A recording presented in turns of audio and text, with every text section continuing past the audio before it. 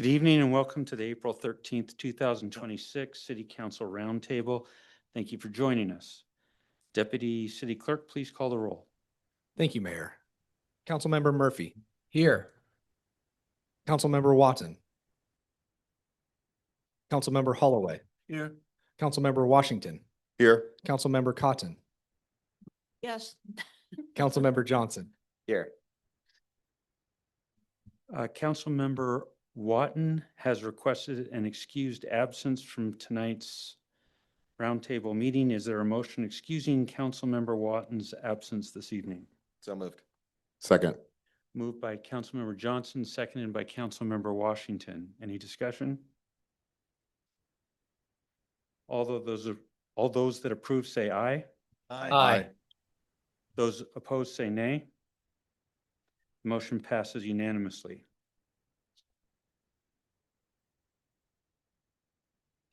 Is there a motion to approve the agenda for the roundtable meeting? So moved. Second. Moved by Councilmember Johnson, seconded by Councilmember Washington. Is there any discussion? Hearing none, all those that approve say aye. Aye. Aye. Those opposed say nay. Motion passes unanimously, and the agenda is approved. On the agenda is an executive session pursuant to RCW 42.30.1101I to discuss with legal counsel representing the agency matters related to agency enforcement actions, or to discuss with legal counsel representing the agency litigation or potential litigation to which the agency, the governing body, or a member acting in an official capacity is or is likely to become a party when public knowledge regarding the discussion is likely to result in an adverse legal or financial consequence to the agency. The executive session will include City Attorney Dina Burke, council members, and myself. The anticipated end time of the executive session is I think 6:45. 6:45. Is Director Davis also? No? Okay. Oh, yeah, outside counsel. Do I need to mention that? We will now retire to executive session. The executive session, roundtable executive session, is being extended from 6:45 to 6:55.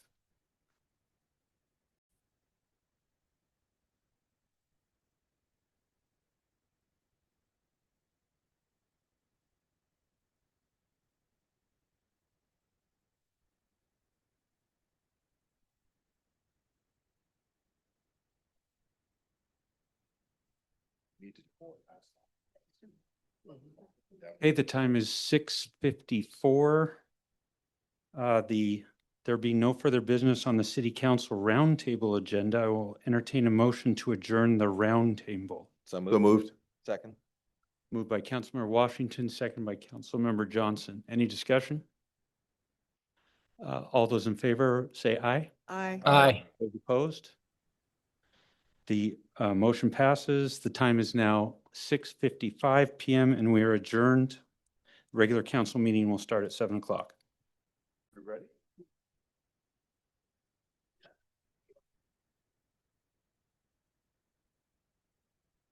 Good evening and welcome to the April 13th, 2026 City Council regular meeting. Thank you for joining us. Deputy City Clerk, please call the roll. Thank you, Mayor. Councilmember Murphy. Here. Councilmember Watton. Councilmember Holloway. Here. Councilmember Washington. Here. Councilmember Cotton. Present. Councilmember Johnson. Here. Councilmember Watton has requested an excused absence from tonight's regular meeting. Is there a motion excusing Councilmember Watton's absence this evening? So moved. Second.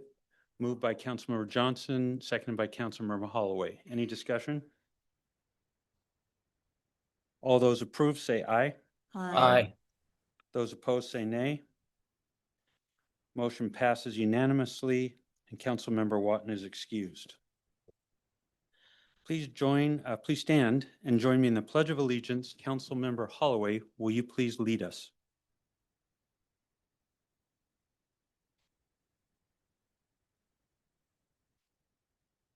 I pledge allegiance to the flag of the United States of America and to the republic for which it stands, one nation under God, indivisible, with liberty and justice for all.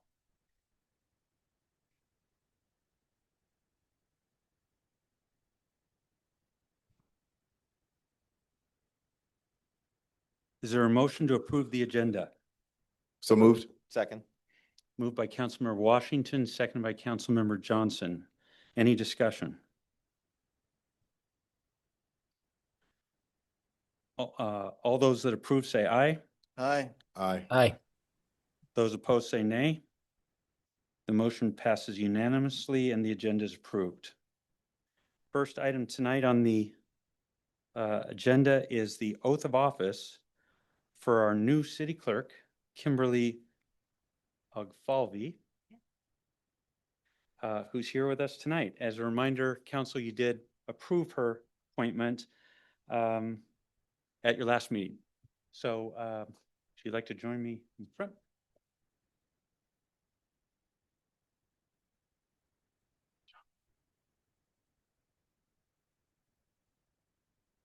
There he is. I'll tell you.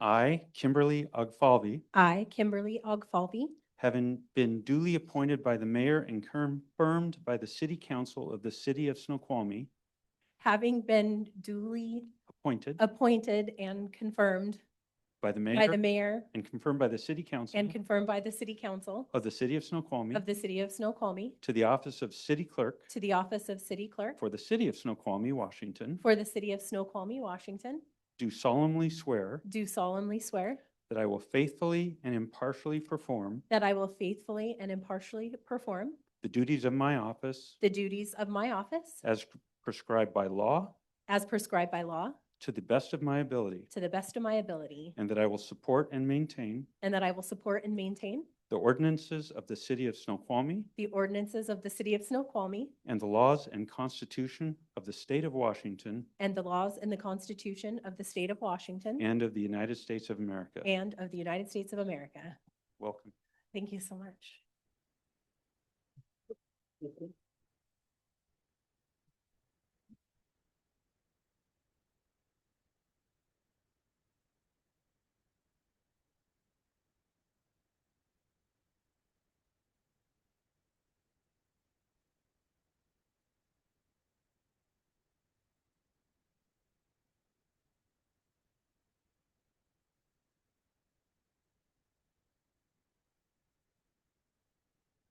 Council, there are no commission appointments tonight. Moving on to proclamations.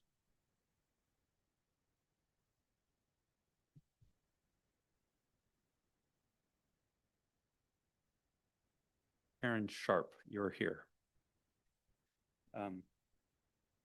First proclamation is of Sexual Assault Awareness Month.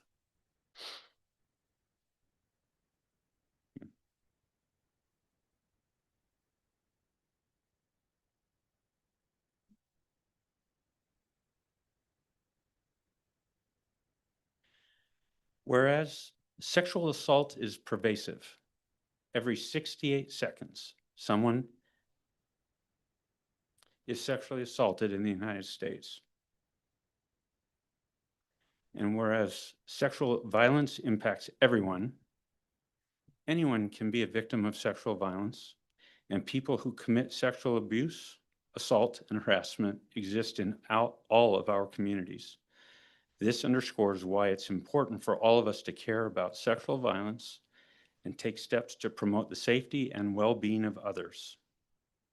The full proclamation is available on the website, but I'll say now, therefore, I, James Mayhew, Mayor of the City of Snoqualmie, Washington, do hereby join advocates and communities throughout King County in taking action to prevent sexual violence by standing with survivors and proclaiming April 2026 as Sexual Assault Awareness Month. Together, we commit to a safer future for all children, young people, adults, and families in our community. Thank you.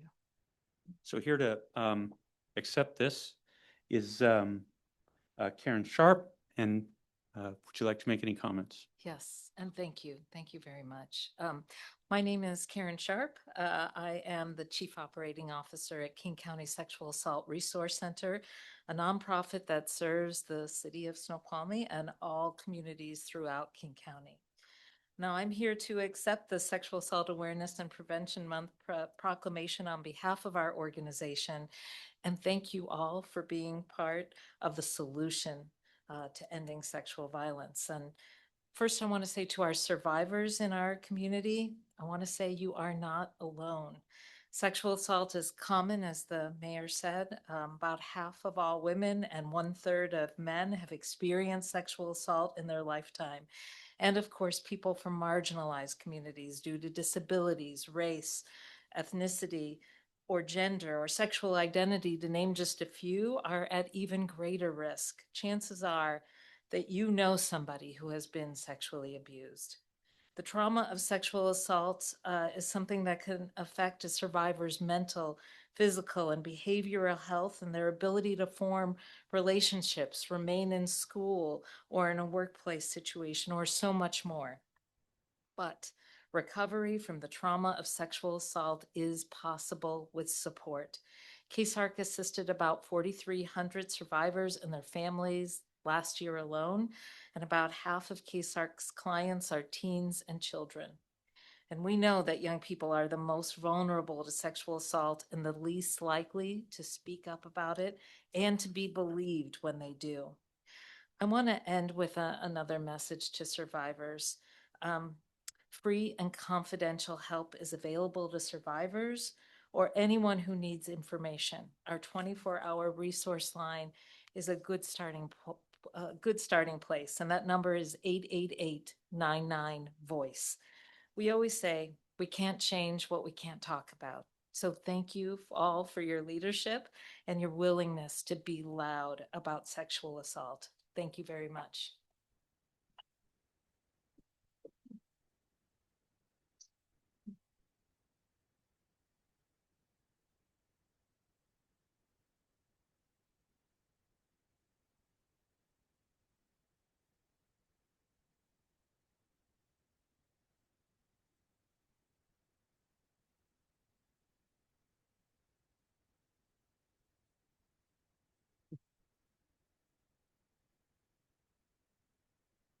Second proclamation is regarding Arbor Day.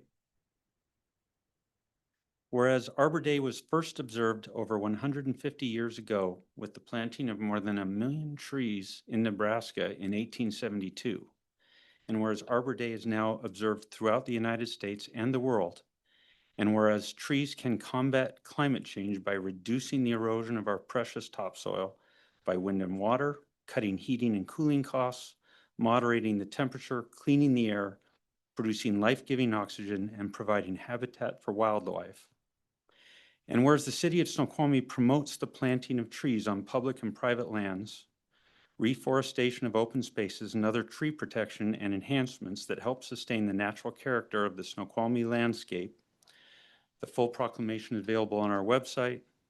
Now, therefore, I, James Mayhew, Mayor of the City of Snoqualmie, do hereby proclaim April 24th, 2026 as Arbor Day in the City of Snoqualmie, and encourage all residents to join me in caring for trees and all shapes and sizes in our community.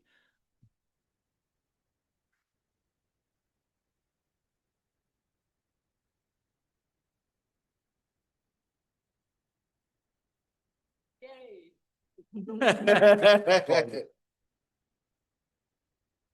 Okay. Go Nebraska.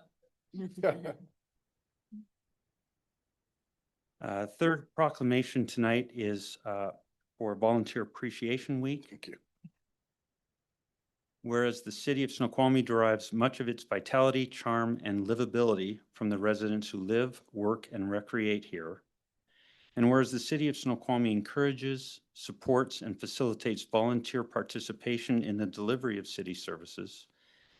And whereas Snoqualmie's volunteers represent a diverse cross-section of our community, coming from all walks of life, working together to increase the quality of life within our community. And whereas volunteers have contributed hours in listening, planning, analyzing, and making decisions that benefit all residents. And whereas Volunteer Week reminds us that the need for volunteers never ends. The full proclamation is available on our website. Now, therefore, I, James Mayhew, Mayor of the City of Snoqualmie, Washington, do hereby proclaim April 19th to 25th, 2026 as Volunteer Appreciation Week in the City of Snoqualmie, and encourage all residents to recognize and extend appreciation to the many volunteers who make Snoqualmie a special place.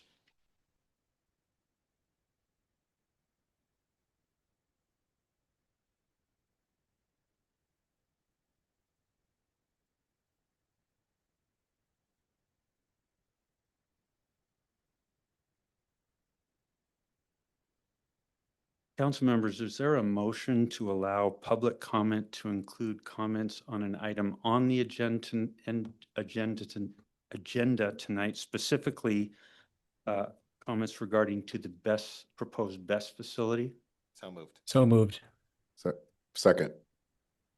Moved by Councilmember Johnson, seconded by Councilmember Washington. Any discussion? Hearing none. Here. Oh, sorry, Councilmember Cotton. Yes, I would like to propose then, if we're not going to allow public comments on that particular item, that we at least then move the discussion of that item up in the agenda order, so that the folks that are here can have the ability to listen to the discussion by council. To clarify, the motion is to permit discussion during public comment on the matter of BEST facility. By the council. We have a discussion item lower down on the agenda. I'm recommending we move that agenda item up so that these people that all came down here to express and learn more about the BEST project and the city's concerns about that they be here and not have to wait until 10 o'clock tonight when we probably get to that final discussion item. So to be clear, the motion on the floor is to permit during public comment for members of the public to make comment on the topic of BEST. So you're deciding whether or not to permit that during the public comment section of tonight's agenda. No, sir, that is not what I said. What I'm saying is that we move into this time slot the BEST discussion that the council members are scheduled to have at the end of the meeting. So I'm going to rule your motion out of order. Right now, there's already a motion on the floor, which needs to be voted on before any other motion could be brought. The motion on the floor is to permit public comment on the BEST matter during public comment portion, which is next on the council agenda. Councilmember Holloway? Just clarification, that doesn't prevent anybody from staying for the later discussion. It just, if you want to make your comment and get home to a life, you can get home to a life and catch us on YouTube. I'm sorry, this is a council meeting. I The get it, quorum I get it. requires that Thank you. members of the audience listen, but do not attempt to participate in council discussion. Okay, Councilmember Johnson. Because I don't think that the particular discussion of changing the agenda is germane to this particular motion, I would agree with the mayor's decision. However, that does not preclude a member from after we vote on this matter from then making a separate motion. I withdraw my motion. Any further discussion on the motion on the floor? Okay, all those in favor of allowing comment on the best matter during the public comment portion of tonight's meeting, all those in favor say aye. Aye. Aye. Those opposed? The motion passes unanimously. We'll now move on to the public comment section of the meeting. At this time, we will provide time for public comment on items not on the agenda and comments related to the best topic.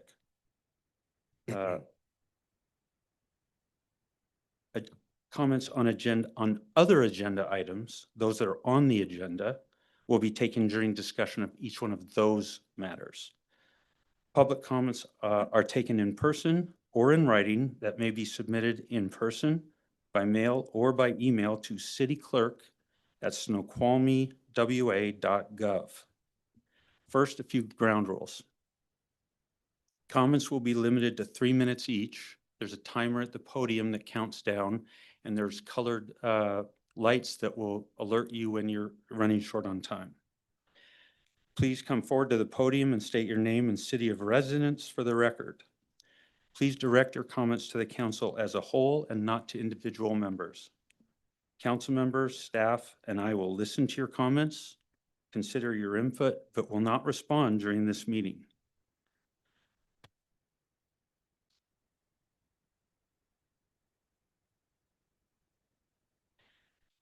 Remember that this is a business meeting. Please hold your applause. I'll remind you that at other meetings, participants have indicated their agreement or disagreement with statements by holding up signs. The council finds that very helpful to understand the point of view of members of the audience, and that is not discouraged at all. In fact, it is encouraged, but please hold your applause or other verbal reactions.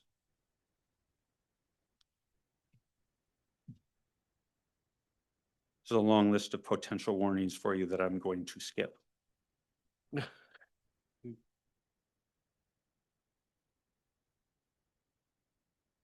All right. We didn't do a list. Hold just a moment. You had 6 individuals that used this. We did do a list. We have 6 individuals. We'll call the 6 of you first, but we're not going to restrict comments to just those 6. So any of you after the first 6 are welcome to make comments. Please just organize yourself by approaching the podium, perhaps waiting in line, or approaching the podium after the previous speaker is finished. There are more people in the building that wish to make comment than are present in this room. We're limited by this room's capacity by fire code, as you can see posted above the door. So what we would ask is, for those of you who are making comments, once you've completed your comment, please consider rotating out of the room so that those in the lobby have a chance to come in and also make their comment. With that, we'll call the first 6. Point of order. Council Murphy. Councilmember Murphy, state your point. I don't see the video live here, and I'm wondering if that's in accordance with our rules or not. Yes, that is prohibited by council's rules of procedure. And so during public comment, we only broadcast the audio section. During the rest of the meeting, we do broadcast both video and audio.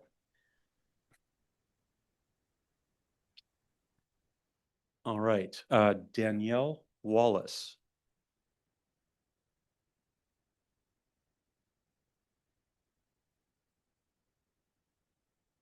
Good evening, Mayor and Council members. Danielle Wallace, Snoqualmie. As someone who's spent almost 500 hours of my life in the last 27 days in the land of all things best, I thought it would be prudent to share some things I find incredibly curious with my community. Isn't it curious that after Jupiter Power's application was rightly canceled by King County due to a bevy of missing necessary documentation, Jupiter Power actively pushed for a narrowed permit to trigger SEPA without all necessary documentation available for review?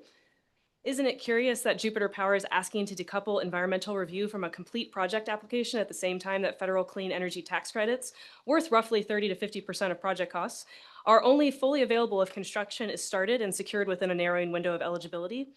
Isn't it curious that multiple developers of ABES on these parcels of land identified proximity to the substation and the ability to assemble multiple parcels together from willing sellers as the most important elements of siting, not environmental safety, not proximity to residential areas, and not emergency or evacuation feasibility?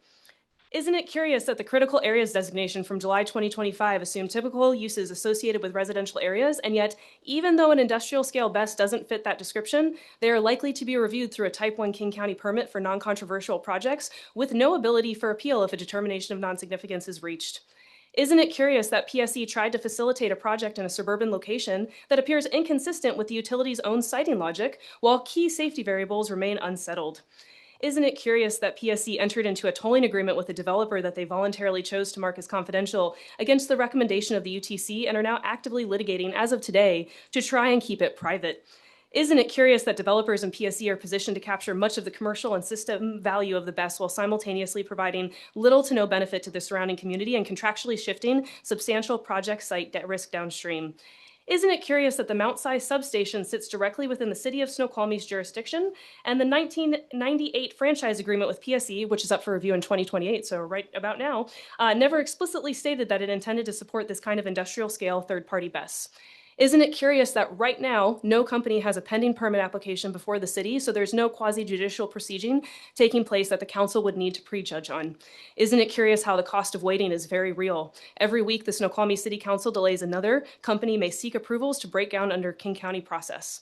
Tonight, my ask is very simple and totally within your control. Call a special meeting, bring forward a temporary moratorium on BESS within the city of Snoqualmie and its point of interconnection to the Mount Si substation because of our safety, land use, and regulation concerns. Give us the time to properly study and ensure sufficient regulations for the atypical nature of these types of facilities within our community. Thank you. Thank you, Ms. Wallace.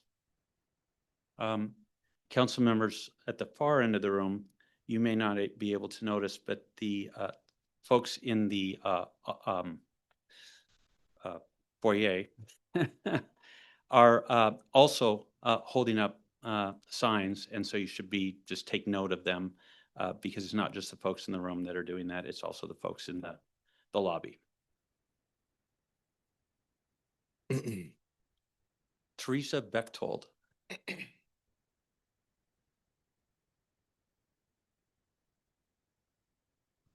Thank you. Good evening, council members, Mayor Mayhew, and neighbors. My name is Teresa Bechtold, and I am here as a volunteer for Snoqualmie Valley for Responsible Energy. Like you, I've spent the past 3 weeks trying to learn about battery energy storage systems. Tonight, I'd like to share some of what I've learned about Washington's Energy Facilities Site Evaluation Council, or FSEC. We as a community need to be like the Seahawks approaching the Super Bowl when we think about the FSEC. Deliberate, focused on details, and on follow-through. FSEC reviews and recommends energy facility plans so they follow environmental requirements. The FSEC process rewards strong fundamentals, with players giving 100% in every field position. There aren't any touchdown passes from the 50-yard line. Each step in the FSEC process requires multiple parties, just like getting into position for each field goal did for the Seahawks in the Super Bowl. Once an application is submitted to FSEC, a public informational hearing must be held within 60 days. This gives all of us a chance to review what is being proposed, a chance to call our play. FSEC's process includes an environmental review that may result in a determination of environmental significance. FSEC assigns a state attorney to represent environmental interests, and the applicant bears the costs of that work. Despite what you may have heard, FSEC isn't a blitz. FSEC also requires a separate public hearing on whether the proposed site is consistent with local land use plans and zoning ordinances. This means that even if a company files an application with FSEC to site a BESS in our valley, it must be congruent with our documented growth plan, our vision for the safety of the people, animals, and plants living here. FSEC applicants must give financial assurances for site restoration and preservation. We've seen our tax dollars spent often enough to know that the amount required to remediate land exposed to battery chemicals may be more than the aggregate salary cap for the Seahawks and the Patriots. Only after an applicant has gone through these processes does FSAC draft a site certification agreement. Because we are learning about this together with you, we might come back with more information as we verify it.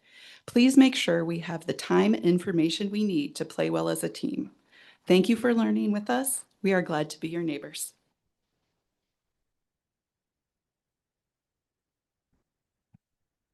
Thank you, Ms. Bechtold.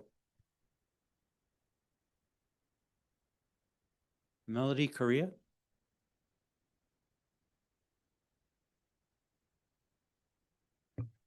Good evening, Mayor and council members. My name is Melody Correa, and I'm a resident of Snoqualmie and a director at SVRE.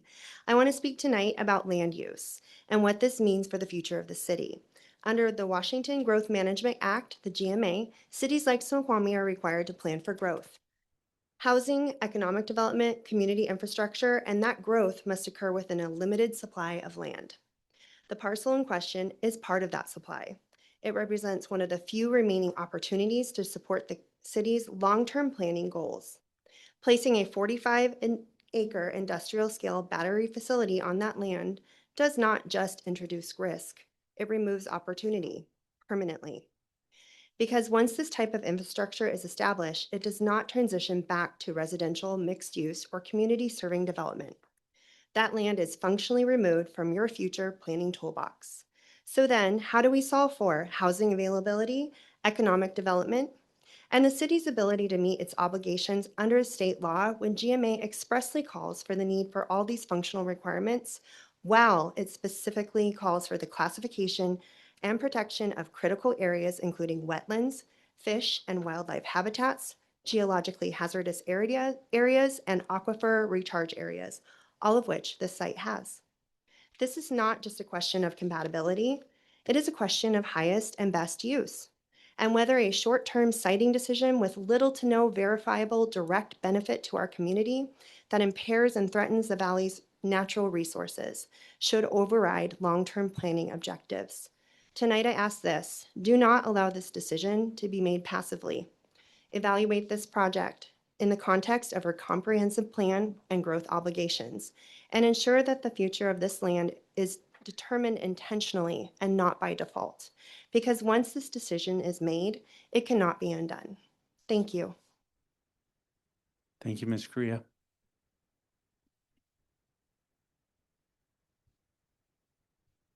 Peter Lugli?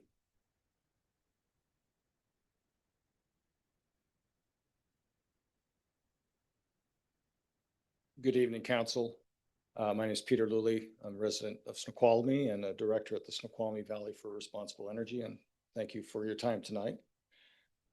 I'm here tonight to ask you to do something apparently wild and beyond legal prudence. Pause. That's all, pause. Lawyers like to use fancy words like quasi-judicial and privilege and Latin-sounding words like subpoena and moratorium. Moratorium sounds ominous. Rhymes with sanatorium, place one used to end up when voicing crazy ideas, but a lot of fancy words have very simple meanings. Moratorium just means delay, a temporary pause, a hold button. We use moratoria all the time. When the traffic light turns red, there's a moratorium on entering the intersection. When the doctor says, let's wait for the test results before we amputate your leg, that's a moratorium. When I-90 is foggy and you don't floor it in the name of efficiency, you slow down. That's a moratorium on blind speed. And when a massive lithium-ion battery storage project next to you and your neighbors raises plain and obvious questions about safety, emergency response, neighborhood compatibility, environmental impact, firefighter danger, and public cost, you don't floor it with reckless abandon. You take a moment, slow things down. It's not crazy. That's not irresponsible. Quite the opposite. It's the obvious right thing to do. You know that. And you can't do that without injuring any responsibly you might theoretically have. to make a decision down the road with a hypothetical third party that today doesn't exist. That's just common sense. If the legal advice you're getting is saying something else with a lot of Latin words like quasi-judicial this and bias that, well, my goodness, get better legal advice. It screams common sense to say that the more heat and intense controversy there is about a possible proposal, the more reason there is to slow down. Take a breath, a walk, a beer, or a nice 2012 Sigillo Cabernet, and chill. A moratorium is what daylight looks like in an ordinance form. So with respect, adopt a moratorium. Listen to the thousands of our neighbors throughout the valley and the Snoqualmie citizens you represent who've spoken to you and to us against this. Let's team up on this. Pause, stop, look, listen, study the issue, then decide. Thank you. Thank you, Mr. Lilly. Peter Challenger. My name is Peter Challoner. Thank you. My family and I have resided for 12 years in a 12-acre parcel in unincorporated King County on what you would consider the far side of North Bend. Normally, I would agree that I probably don't have much standing in the issue over your battery project. However, on Friday night, Mr. Mayor Mayhew reached out to me through the City of Seattle Police Force, or City of Seattle, sorry, City of Snoqualmie Police Force. I had just gone to bed and 2 cruisers from your police department rolled onto my property and up to my front door. I got out of bed. I know what was going on. My first thought, frankly, was I wonder who is looking after public safety in the city of Snoqualmie while the 2 cruisers are up there. At any rate, the officers informed me that they were there to speak to my son, who apparently some hours before had simply posted a link to a news article about civil opposition to a similar project in another part of the country. On questioning, the officers agreed with me that such post was in no way legal, in no way constituted a threat or implied threat of any kind, which led to me again questioning what was their purpose in visiting my property. They informed me that they were there because the mayor asked them to do something about this. That's false. Mr. Mayhew, if you Please direct your comments to the council as a whole. okay, if anyone would like to question the version of my events, I think they should consider the ubiquity of doorbell cameras. So they informed me that they were there at the behest of the mayor, and they simply wanted to assess what was in my son's mind. I informed them that this looks to me like a violation of our First Amendment rights to free speech, or at the very least, an attempt to chill free speech. And further, that since we're up about a quarter mile of a private road that has a private no trespassing sign in front of it, and they were about 5 miles out of their jurisdiction, that they're probably also violating our Fourth Amendment rights. At that point, I asked them to leave the property, and they did. Mr. Challoner, please conclude your remarks. Yes, I would just like to inform the council members that. Sorry, please conclude your remarks. I am concluding them. Okay, please cut the mic.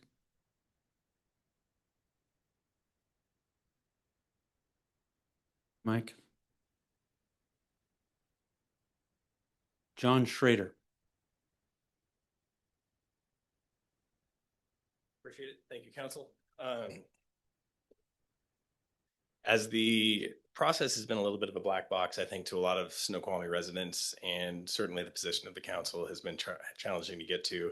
My intention here is to ask some questions that I know you won't respond to tonight. My hope is that can be followed up with in written forum later. So specifically on formal action from the county or the city has stated it's monitoring the Cascadia Ridge proposal, but can you identify specific written actions that the council has taken with King County to date, such as formal letters, agency submissions, or technical submissions? And if none exist, can you please explain why not? On emergency response gaps, Eastside Fire and Rescue has publicly stated it cannot confirm readiness to respond to a lithium-ion battery fire of this scale. Has the city formally raised this concern with King County as a potential SEPA significance? And if not, why haven't we? On SEPA timing specifically, the city has said it will provide input at the points where it can be most effective. Given the SEPA review is a critical decision point, can the council and the mayor commit on the record to submitting city comments during the SEPA comment window? On alternatives and safer siting, given that utility scale battery facilities are typically sited in industrial areas rather than next to dense neighborhoods like our city, has the city asked King County to require an alternatives analysis that evaluates different locations and safer technologies? And if not, why have we not? On transparency with the residents, will the city commit to proactively notifying residents when the SEPA comment window opens and providing guidance on how residents can effectively participate rather than leaving residents to discover this on their own? And on the city's bottom line, is there any scenario under which the city would formally oppose this project based on public safety or environmental risk? And if so, what specific conditions would trigger that opposition? But most importantly, y'all are residents here too, right? Like, we all live in this city, we believe in this, and what we want from our elected representation is a feeling that you care, that you're working with us, and you'll support us through this process. We don't want this here. I think that 99% of this community doesn't want it here. As you guys are elected to represent us, we expect you to take that action on our behalf. The last question that I would ask is, who is accountable for maintaining procedural capability associated with the regulations? Who's accountable for being able to evacuate this city? 1 week a year, we have the Boeing Classic at the golf course. There are 10,000 people there every single day inside the shelter-in-place zone that are bussed in, have zero capability of being evacuated, and zero place to go inside. How do we account for that? And is that being taken into account by the broader people that are evaluating this process? We feel frustrated because nobody's talking to us. We get these opportunities to talk to you. I would love to hear back from you. If you can answer my questions in writing, it'd be great, appreciated. Keep in mind, the most valuable asset we have, it's not our land, it's our families, it's our children, it's the people who live here. Thank you. Thank you, Mr. Schrader.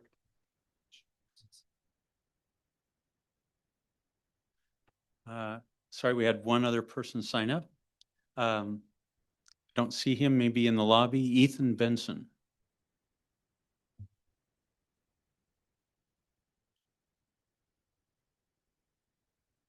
Council, Mayor, good to see you. I want to thank everybody for being here, especially all the people sitting behind me. I think that the 99% estimate that we got there was conservative. I think everybody's pretty scared about this, and I think rightfully so. And I love seeing so much action on the part of the community to make clear the feelings of the community. That is the best thing that we could possibly see. That is the community's job. And I know that it is the primary thing in your minds as for what you're going to do next. I also know that you are doing a lot. I know that there is, just like the duck on the pond, there's a whole lot going on underneath the water, a whole lot of kicking, a whole lot of paddling. And I know that we don't get to see that, just like we can't see it with the duck. My concern about bias and the city government showing bias in this is huge. I am really worried. I'm worried about the city of Covington, frankly.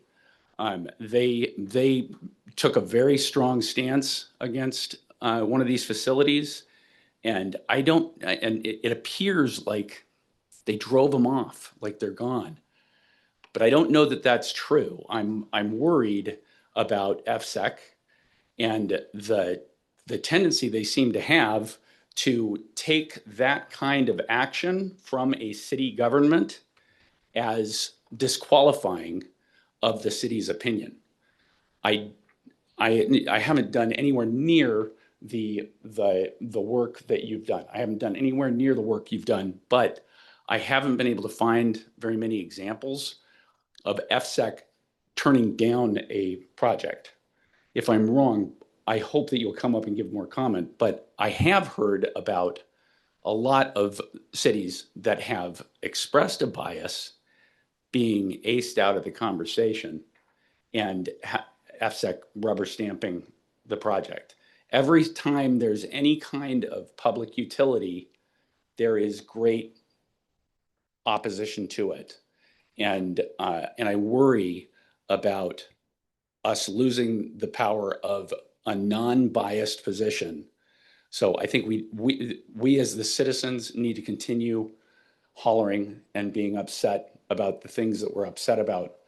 But I just want to say that it may not be 99% in this case, maybe it's closer to 1%, but I'm grateful that our city government has not given up that unbiased position because we need that. And I am comfortable with that because I know how much you all care about all of the signs that you're seeing in the audience, all of the 100% people who do not want this to happen. So, Mr. Benson. thank you. Oh, I was going to ask you to conclude. We were late starting the timer. Sorry. But you were just concluding. So I was thank you just very concluding. much. But I see now that I have 47 more seconds.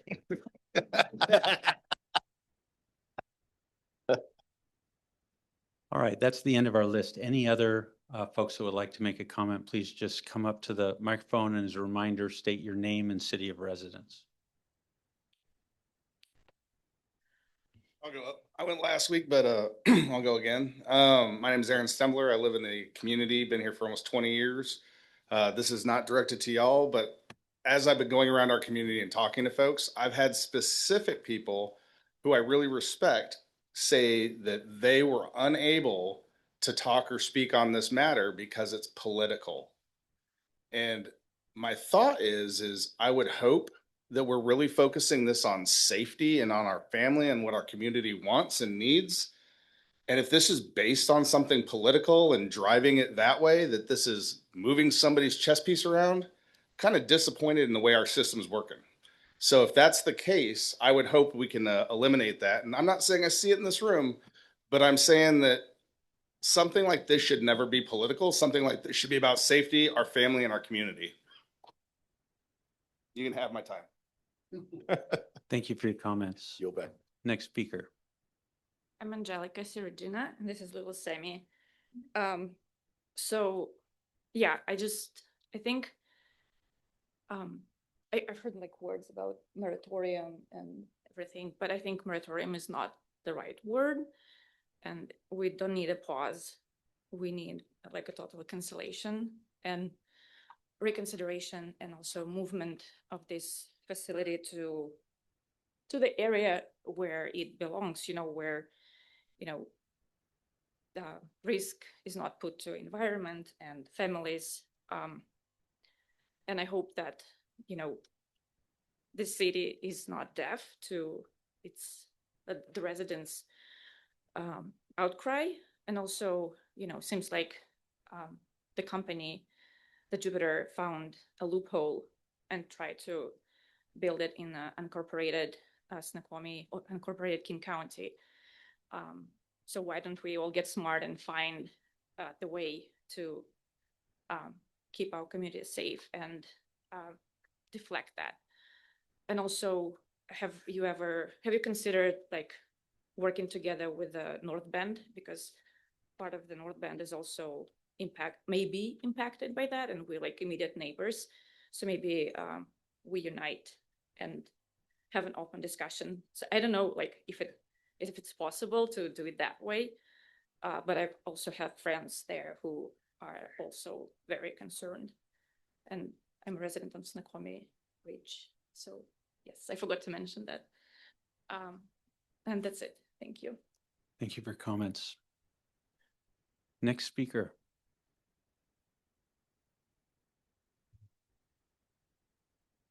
Good evening. Deborah Bellum, Snoqualmie. I hadn't prepared any comments tonight, but thank you very much for being so generous with your time and allowing comment. I'm not part of any organized group.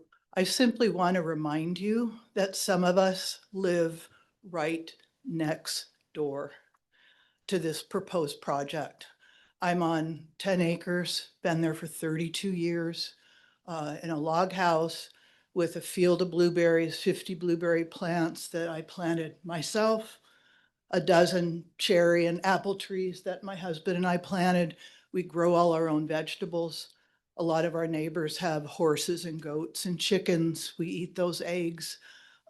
We're all on wells. So that's our only drinking water. Some of us have a shortage and have to buy water in the drier months. So for some of my neighbors, it's kind of a challenge, the conditions under which we live.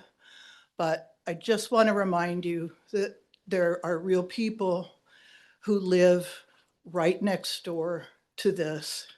And, I don't want the city to annex and build hundreds of more houses either. I don't really want any development there, but whatever it is, I certainly want it to be something safe where I don't have to be scared for my drinking water and, scared for the blueberries I eat and the soil that I use. So I agree with the gentleman who said that safety just has to be our number one concern. And to be honest, I don't really see this community getting anything out of this anyway. So I see it as a lose-lose for everybody who lives here. Thank you very much. Thank you.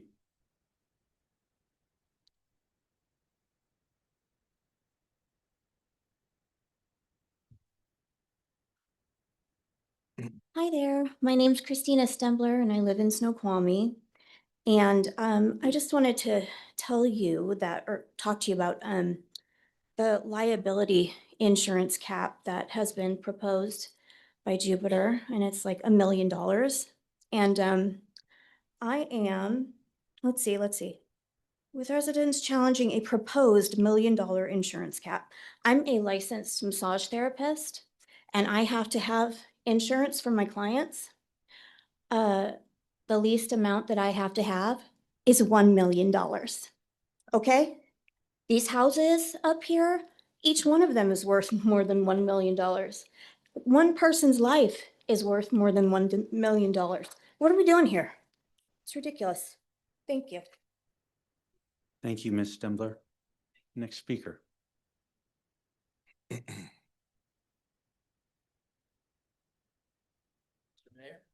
Council, my name is Jan Canella. I live in the red zone, and this facility impacts me, obviously, along with 14,000 other residents of this valley. And I don't want it here. I don't want to pause. I just don't want it here. And I would just like it in the public record to know where you guys stand on this. Are you seriously considering having this in our neighborhood? Thank you. Thank you for your comments. Next speaker.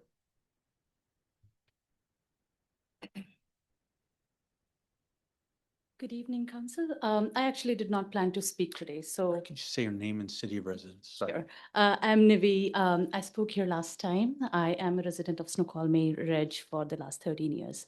So I did not actually plan to speak today, so please bear with me as I fumble through my words. So at the start of the meeting, there was a proclamation for Arbor Day. If this project goes in place, that Arbor Day proclamation is just words. Our valley, what we hold so dear and close, all of that is gone because that is then just words. So the very next council meeting you'll have after this facility is built, that would not mean anything. Secondly, one of the things that that I wanted to bring up is as this facility conversation is going on, we are actually inviting more families to join us in the Ridge. There's development happening as this discussion is happening. So this is not just about the families already here. This is also about the families that are going to move in. So any infrastructure, any safety, any conversation we are having is not just limited to the people already who are here. So it's a moving target. I don't know how we deal with it. Thank you. Thank you for your comments. Next speaker.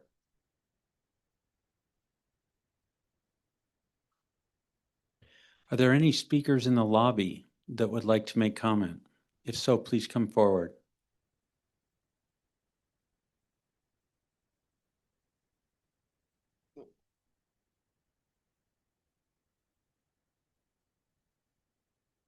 Please state your name and city of residence. Thank you. Hi, I am Carla. I live here at Snoqualmie Ridge. I'm here just as a mother, as a neighbor. I just want to encourage you all. I know you all have families, and that's a core thing. Like moving aside from the project and all the information, danger, safety, all of that. I just want to talk human to human. You know, mother to mother, brother to, like just talk about like in that sense of family. That's what concerns me. You know, I'm worried about the safety of my kids. I'm worried about the safety of my neighbors. I have friends that live right next door to the project that's going to be done. 0.5 miles away from it as well.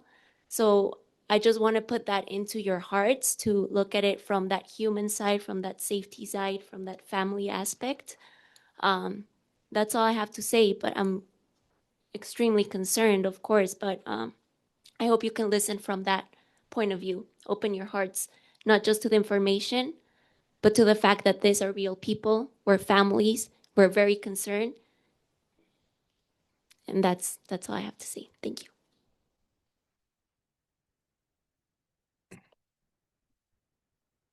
Next speaker.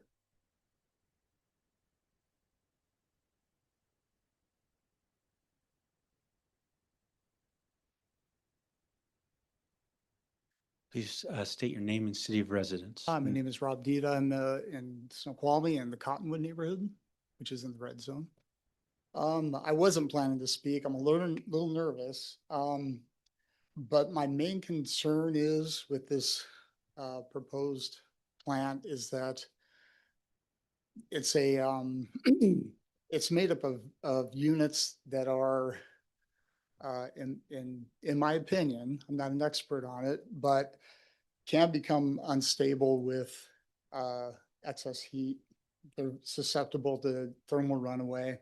And I don't want to talk about the disaster of it. I just want to say that please consider contingency plans when this is being considered.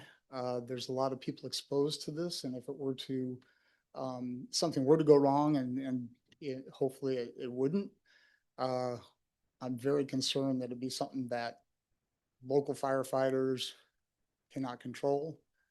There's not enough planning for contingency. I do that as part of my work. I have to have contingency plans for port areas. And I just want to note that one of these units in Long Beach, California, turned over on a truck, and that unit went into thermal runaway. That one unit shut down an entire port area for 36 hours. So again, I shouldn't talk about that part of it, but I really think people have legitimate concerns. I came to this trying to learn more about it. I'm not a political person. I'm not this is the first time I've ever done this, but I think their concerns are very, very valid, and this community deserves to have more thought put into it. Thank you. Thank you for your comments, and feel free to keep that sign and come back and talk to us about more. Thank you. Next speaker.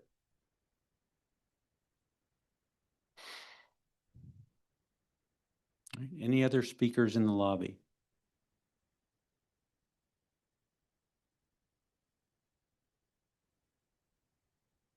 I spoke Re- last meeting as well, Right. but Remember to state your name and city of residence. Adrian Webb with I'm in Snoqualmie Ridge.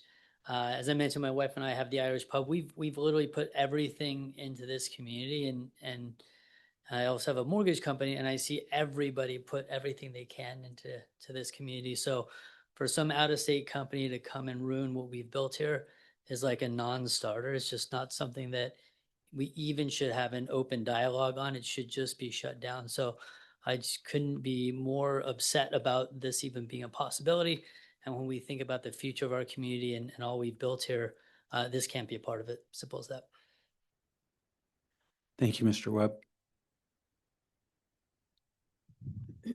Any other speakers?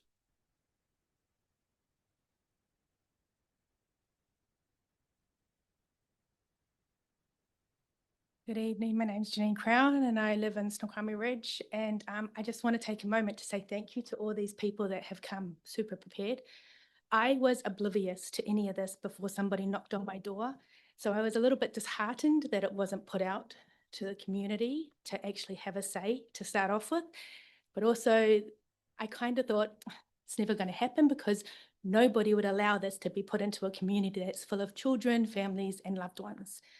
And so I just want to hope that as you're taking all of this in, like everybody has said, that it's not just with your hearts and your minds, but your souls that you take these into consideration. But once again, thank you to everybody who came and has really pushed this because I would not have known anything about it otherwise. So thank you. Thank you for your comment.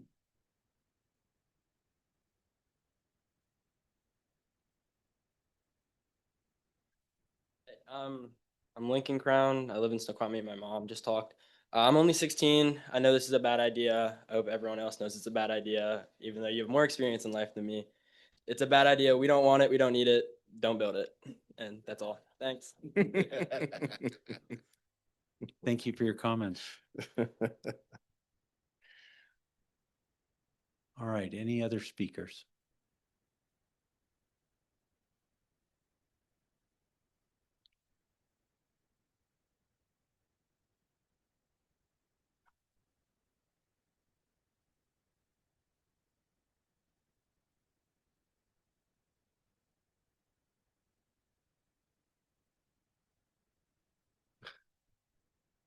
Any other speakers in the lobby?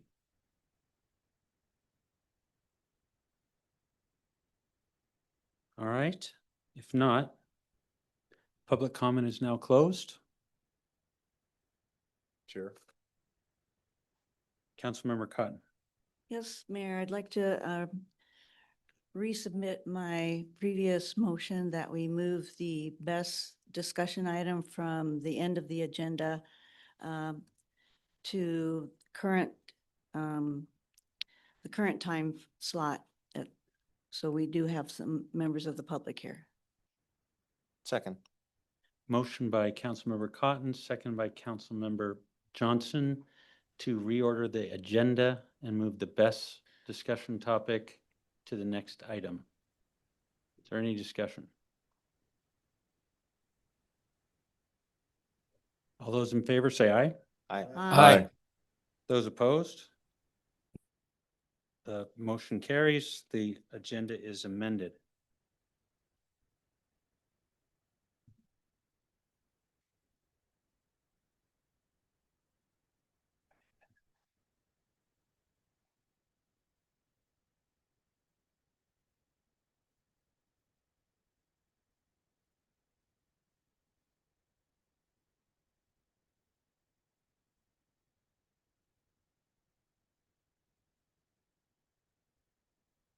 Next item is under finance, is from the Finance and Administration Committee, discussion of potential best land use in unincorporated UGA.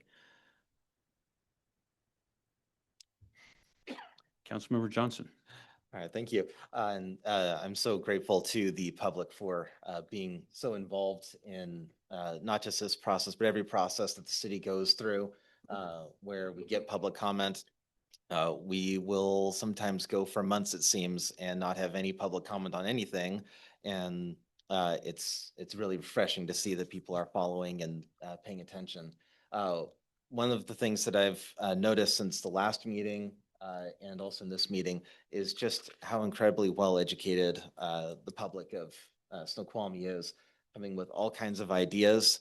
Some of them may work out, some of them may not, but regardless, they are definitely a partner in this and bringing, I think, a lot of ideas and a lot for us to chew on.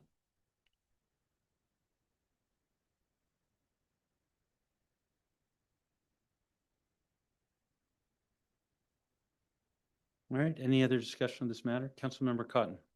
Yes, I also want to reiterate what Councilmember Johnson just said about our amazing community members that have done so much and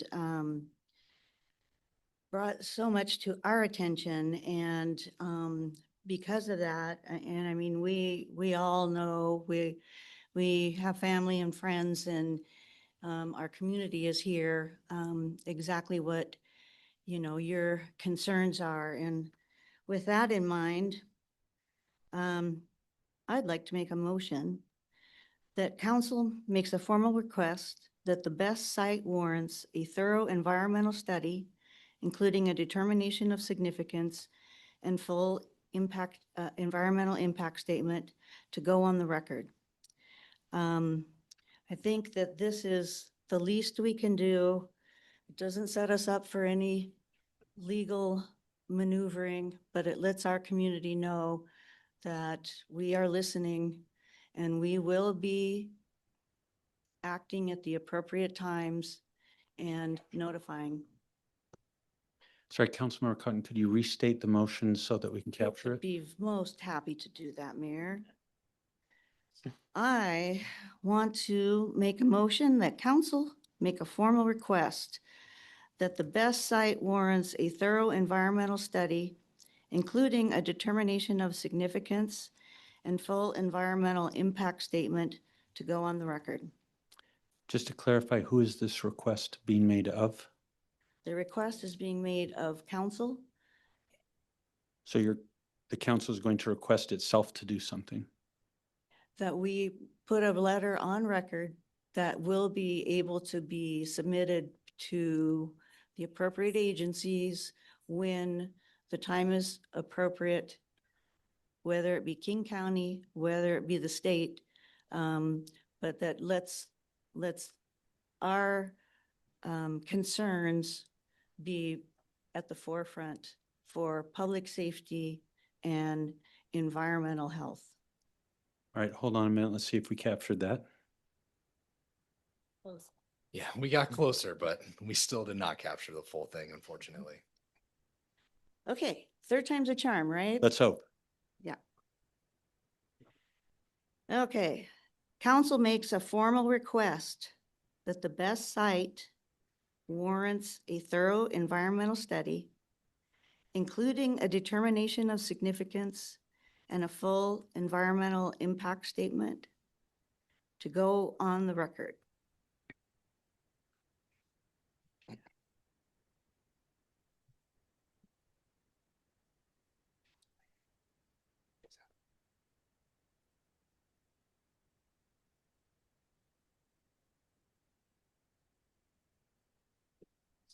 All right, we're going to read back what we think we got. All right, we're going to do our best with this one. If we don't get it this time, we will ask you if you can write it for us and provide it. I can email that to you. I can snail mail it to you. I can. I bet you can say it to us till we get it. I promise we'll try. Well, we're trying. Thank I you. promise we'll get it. Yeah.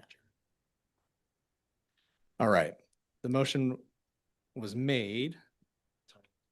Make a formal request that the best site, a motion that council make a formal request that the best site warrants a thorough environmental study, including a determination of insignificant and full and.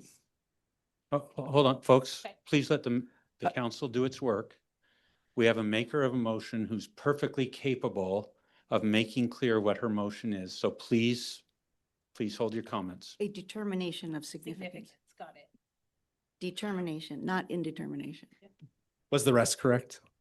Wait, I don't let's know. try You it. No, did let's fit- try it again. Thank you. All right.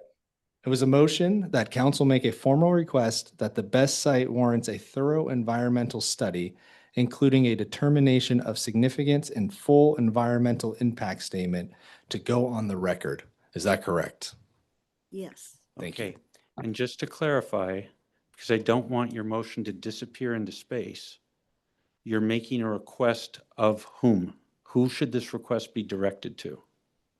that the council would present this to the agencies that are involved in permitting.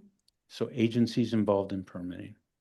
I guess that's the best we All can right, do. so we'll try, we'll read it back, see if we slotted that in correctly.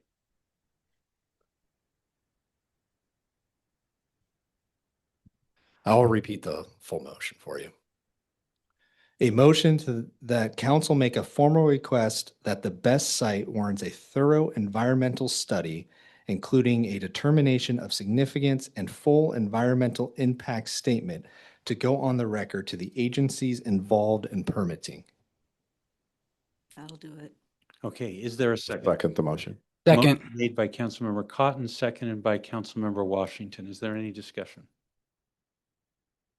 Councilmember Washington. Okay. And my All right, hold on. Is someone watching to see if Councilmember Murphy raises his hand? How are we monitoring? Councilmember Murphy, I can't see you, so if you would just make an audible indication if you are raising your hand. Yep, will Okay? do. Thank you. Sorry, go ahead, Councilmember Washington. Thank you, Mr. Mayor. My question is to legal, and I don't know if we can even answer this question right now, but my understanding is for the EIS, that's got to be triggered by SEPA. There could be an EIS, the environmental impact study. There may not be an environmental impact study, but that would be determined by SEPA. Is that correct? Councilmember Washington, if I could. So as you know, we've had staff on vacation for spring break. We've just hired outside counsel to help answer questions like that. Our staff has not yet done all the research necessary to answer those questions. They are full speed into it. As you know, later this evening, I've asked you for additional funding to help get that work done so that we can answer exactly those questions. But as of now, we'll ask the city attorney to answer, but as of now, my understanding is they just haven't done the work to give you those specific answers yet, but they absolutely are working on that question amongst many others. But city attorney, do you have a response? Yeah, thank you, Mayor. You said that really well.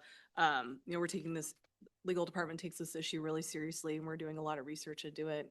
We've hired outside counsel, but I am hesitant to answer that question because I want to make sure I do the research to know the answer. To be clear, she's not hesitant to answer the question because of anything to do with the question. It's to do with the fact she doesn't have a full answer for you. Councilmember Holloway. So, but I think the question is probably answered in, it's not yet, but I think we would like a discussion, probably an executive session, of what, we've had some concerns listed here tonight that I would include in what you're saying, but what are those unbiased concern statements that we should feed into this permit process that occurs in the county? And when is the timing for that? My issue right now is this is not the timing for that. There's no permit in effect. Okay? But the minute that permit is in effect, I would like us to be positioned with something as what you said of, at least right now, here's our area of concerns without bias that need to be discussed as part of this whole process. Councilmember Cotton.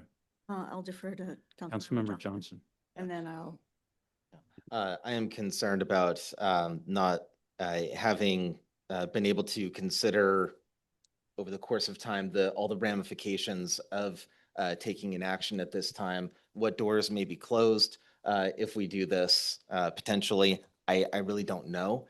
And as a result, I don't think that we're ready for this yet, but we could be at some point in the future. If I could, Councilmember Murphy has raised his hand. Go ahead, Councilmember Murphy.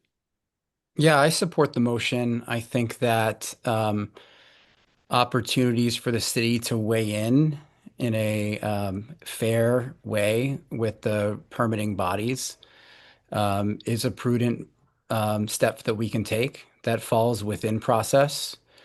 I think that looking at the environmental impact statement, and the determination of significance is something that I'm very concerned about and wanting to ensure that this project receives the fullest review it's able to. So I'm supportive here of the motion, and I'm appreciative of Councilmember Cotton for bringing it forward. Councilmember Cotton.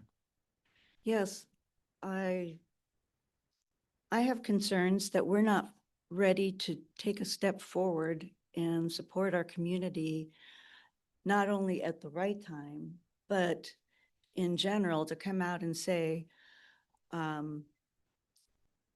we want to pursue, at least on the record, public safety and environmental safety issues going forward.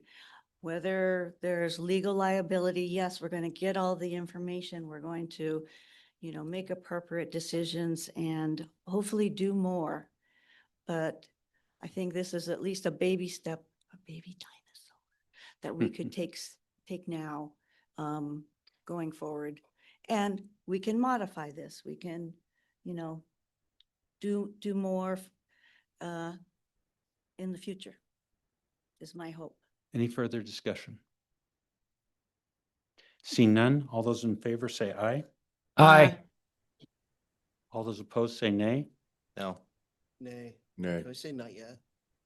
Yeah. Well, yeah. So the motion did not carry. The no votes were 3, the yes votes were 2. Councilmember Washington. Yeah. I don't, is it possible to modify the motion? Or since we voted on it, You've we already is voted that on it. ship already sailed? Okay. Councilmember Holloway. I really consider this as saying, fish, before you were asked, what do you want for dinner? By doing it in that order, you imply a bias. Okay, and that bias will get us into other things. I agree, we need to state the concerns and considerations at the right time. So Sorry, council I'm members, speaking there's out of no order. Go on. motion on the floor for you to debate at this time. Should be moving on to the next agenda item. If you'll allow me. Mayor? Councilmember Murphy. Yeah, before we move to we're still on the just general public discussion discussion item of the best. Is that correct? We're still That is on correct. Okay. So I have some thoughts on this that I'd like to weigh in on. You may. And just bear with me. Understanding all the concerns that we've heard related to bias and some of the legal discussions. I still think we have an important and legitimate policymaking function here, right? And I think we have to carefully consider policies that protect our residents and our city from harm. We're here to govern, right? That's what we signed up for, and I know we all know that. A proposed best near our city, connecting to infrastructure in our city, is within the bounds of our elected responsibilities, in my view. And all the impacts, right? Public safety and the environment, our comp plan. I think these are legitimate areas of policy discussion.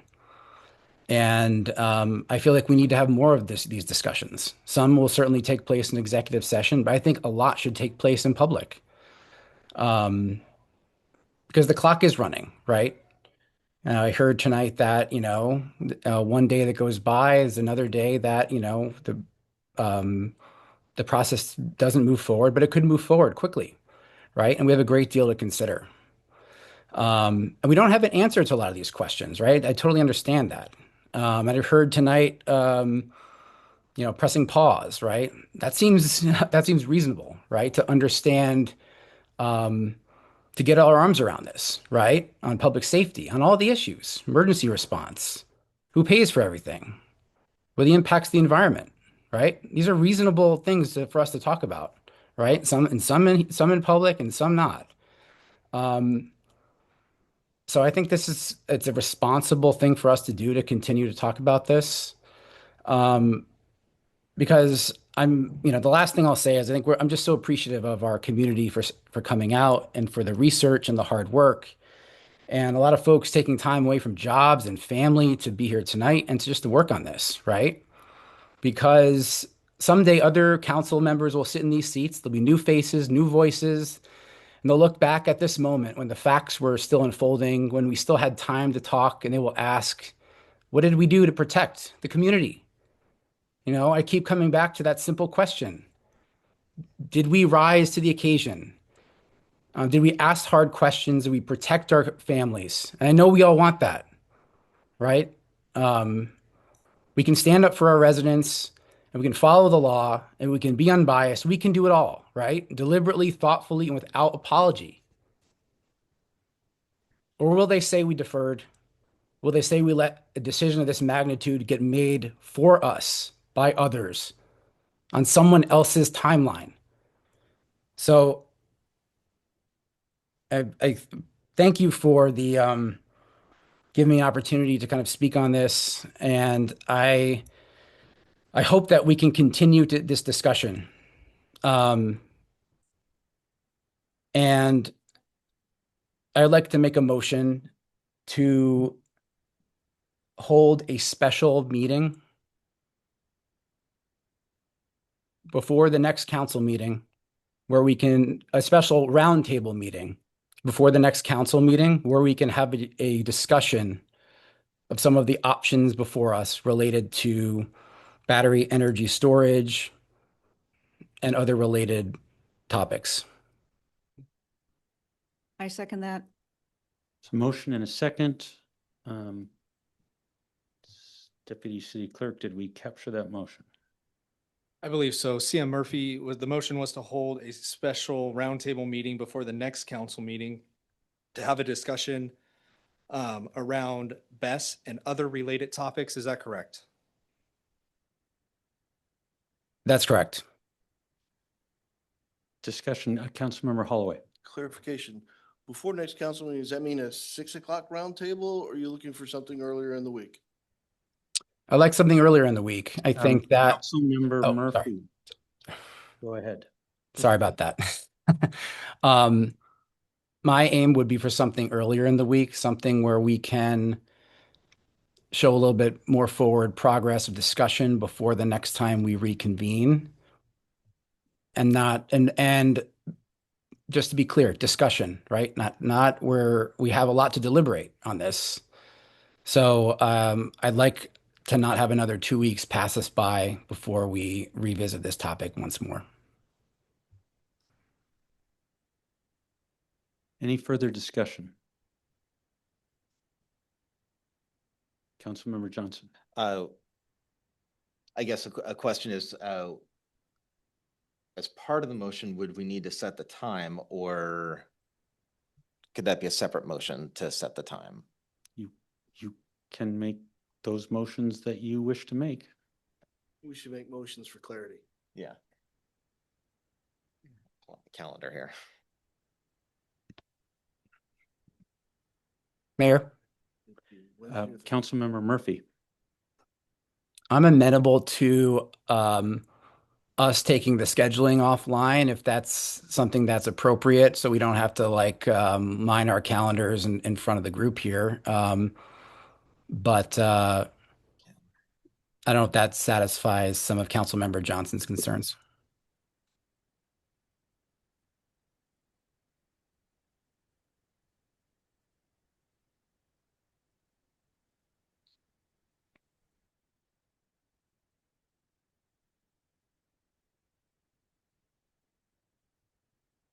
Councilmember, would it be all right if I make a comment? Please. Just so you're aware, as a reminder, you have council committees scheduled on Monday and Tuesday. On Wednesday through Friday, both external counsel and our internal counsel are not present here. Wednesday through Friday, they're at a conference. And so if you wish to have this next week, you likely need to cancel or move one of your committee meetings. Okay, Councilmember Holloway's hand is down now. Councilmember Cotton. I'll clear my schedule. Let's just say when and get this done. Councilmember Washington. Yeah. So is there room in the calendar to have it this week? Thursday or Wednesday of this week?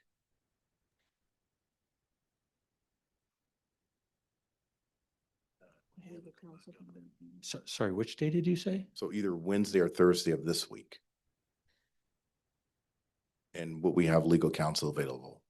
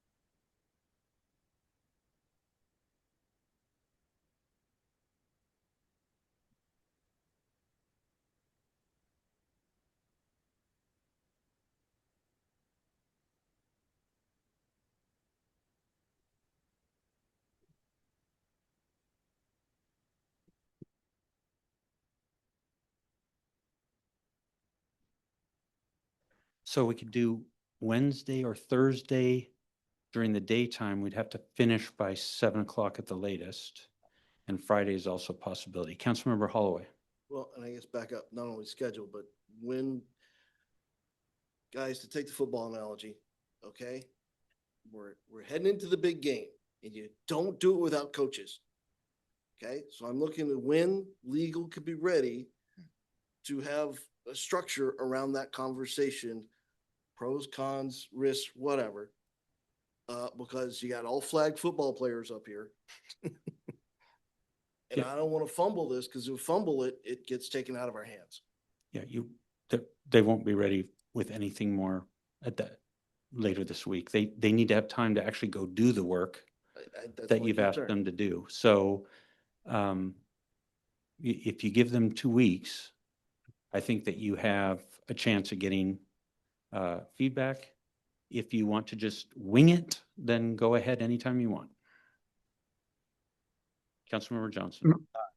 Yeah, in light of that, I might feel better suited to have a more fruitful discussion than when it sounds like staff might have something to help us out with. I am very nervous to just wing it.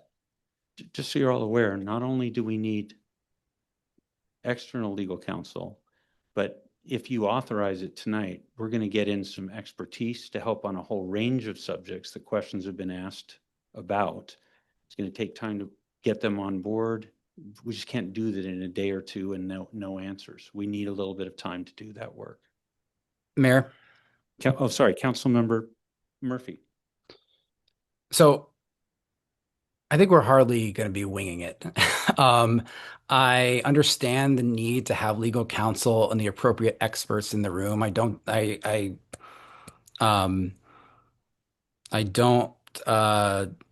think they're indispensable, right, to this process, and having them at our side is very important.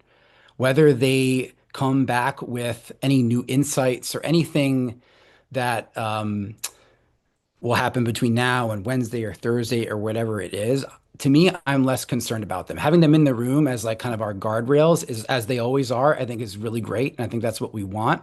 But I think that giving us the space and the time that we need to continue to weigh this issue is very important to me, and I think our residents. And I just have a hard time with the next time we do anything on this is 2 weeks from now. So I'm open to the scheduling of later this week, Wednesday or Thursday, as was bandied about earlier. Any further discussion?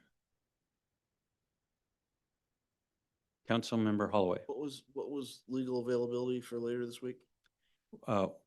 Wednesday or Thursday during the daytime, finishing no later than 7 p.m. or Friday anytime.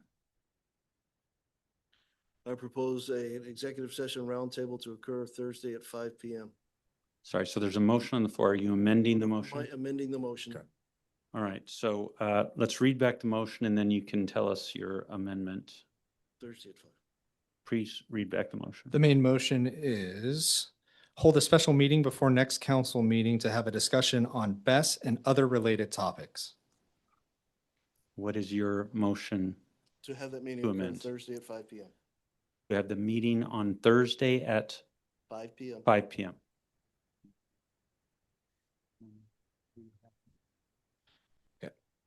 Full motion would be motion to hold a special meeting on Thursday at 5 PM to discuss BES and other related topics. Is that correct? Correct. Is there a second. second? I'll second the motion. Second by Councilmember Washington. Any discussion of the amendment? Mayor, Councilmember Murphy. just for clarity, would this be both executive session and open session? You were the maker of the Oh, motion. no, the amendment, right? The amendment, I heard executive session when it was first mentioned, but maybe not in the read back. So I'm just asking for clarity on it. Thank you. I didn't follow that. Councilmember Holloway, did you mean executive session?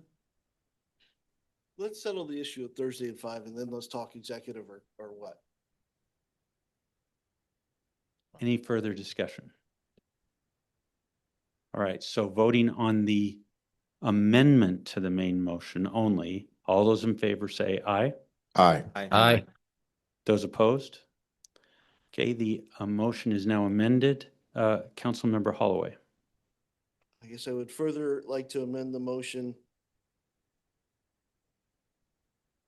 for executive session from 5 to 6:30 and open at 6:30 To 7. to 7. Did you capture that? No? Is there a second? Second. Second. Moved by Councilmember Holloway, seconded by Councilmember Washington, because I think he's closer and somehow his microphone was quicker than yours, Councilmember Murphy. He's got network between here and there. Any discussion on the amendment to the motion? Mayor. Yes, Councilmember Murphy. So just so I'm understanding it right, 5 to 6:30 is executive session, 6:30 to 7 open session. If we decide to come out of executive session early, would the balance of that time then be open to open session?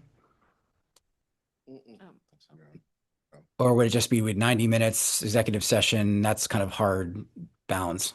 We have to give the public definitive time when to come.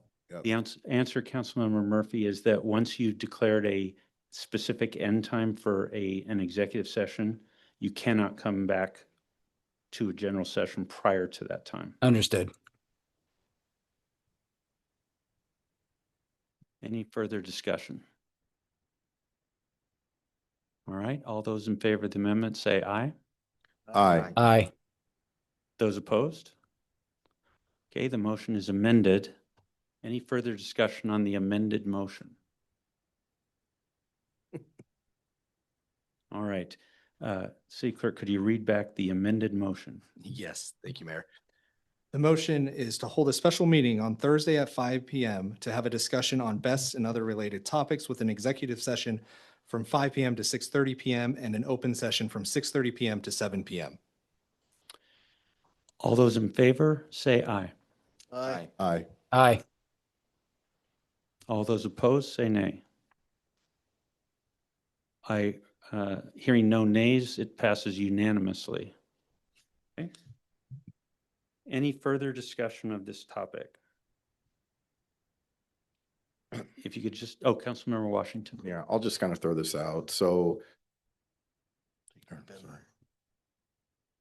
just as we kind of talk about communication, I hear a lot tonight about, and I don't want to put words in anyone's mouth, but there are a lack of, and just given the sensitive nature of this, I guess I kind of reason it like this, and I'm not putting words in anyone's mouth.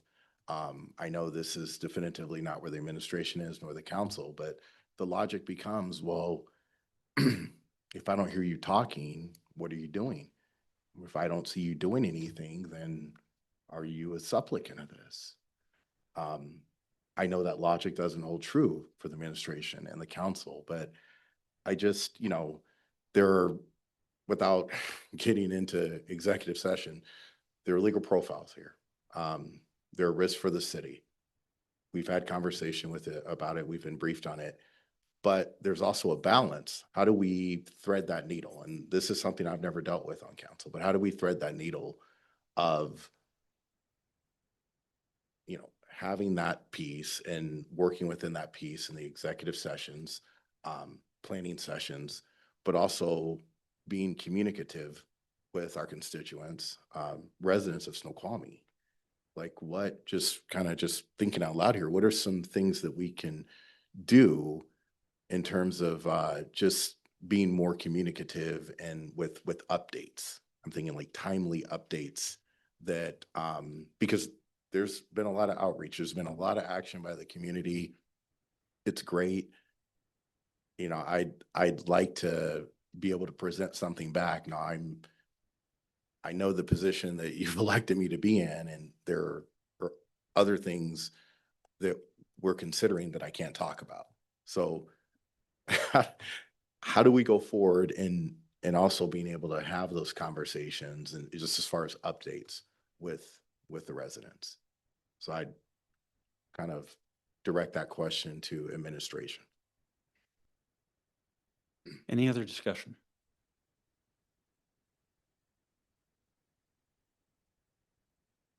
Any other discussion on this topic? Mayor. Councilmember Cotton. I would just like to add actually one word: transparency. We all say it. Let's do it. Any other discussion on this topic?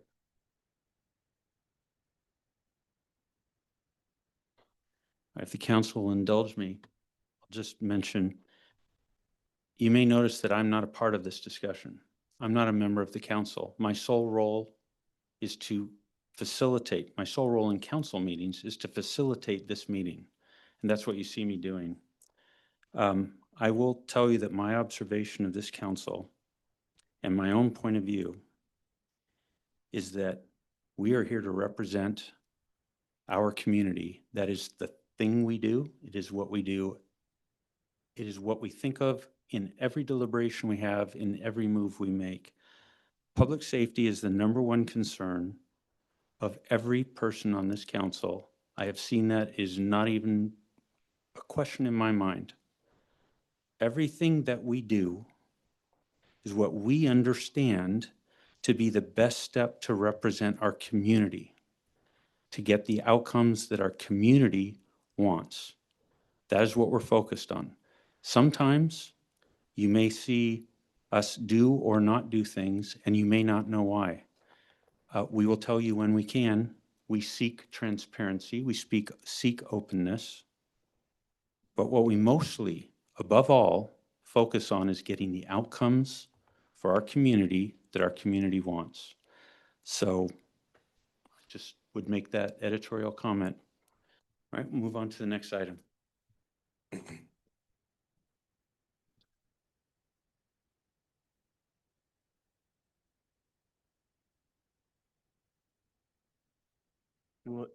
Mary, you want to take a 5 while the room 5 minutes. changes? Take a 5-minute recess. We'll reconvene at 8:40. It more would make a communications and If they don't know this. Next item on the agenda is the consent agenda. It contains approval of the city council meeting minutes dated March 23rd, 2026, approval of the claims report dated April 13th, 2026, and Agenda Bill 25-121, lodging taxes 2026 allocation. Is there a motion to approve the consent agenda? So moved. Second. Moved by Councilmember Washington, second by Councilmember Holloway. Is there any public comment on the consent agenda? See none. Is there any discussion, council? Sorry, do we have Councilmember Murphy with us? I'm here. Thanks, there it is. Councilmember Murphy. Okay, any discussion on the consent agenda? See no discussion. All those that approve say aye. Aye. Aye. Those opposed say nay. The consent agenda passes unanimously. Next item is ordinance AB 26-005. Ordinance amending chapter 10.24 compression brakes. First, there's a presentation on compression brakes.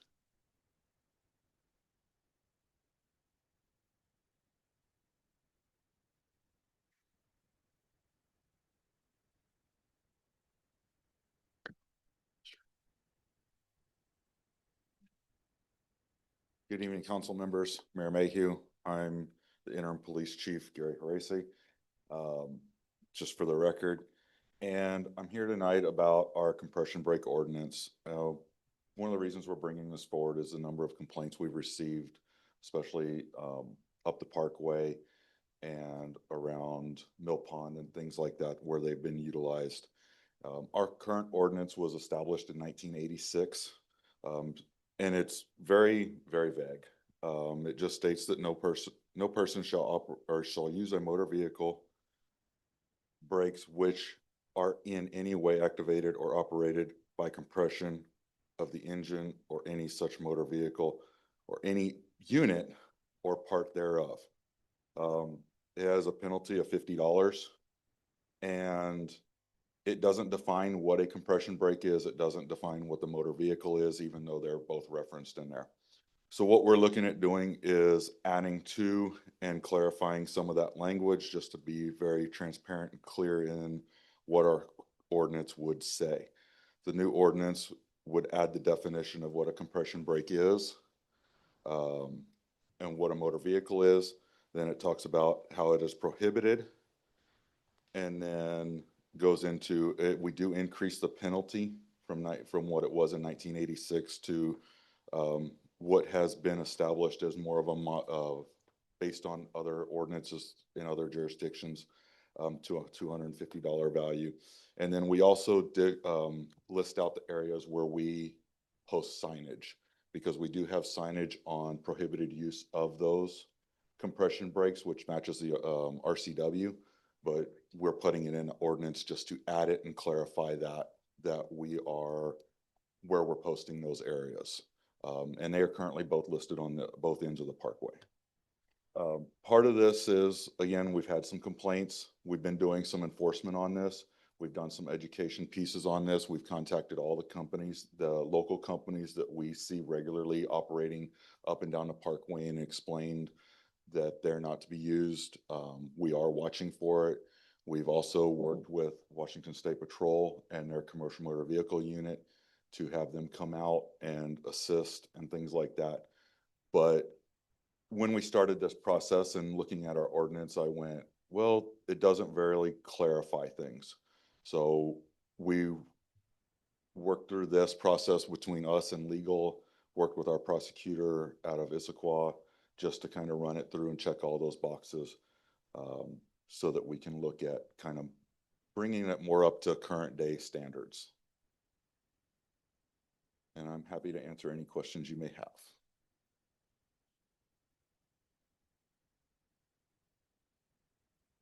All right, let's bring up the agenda bill.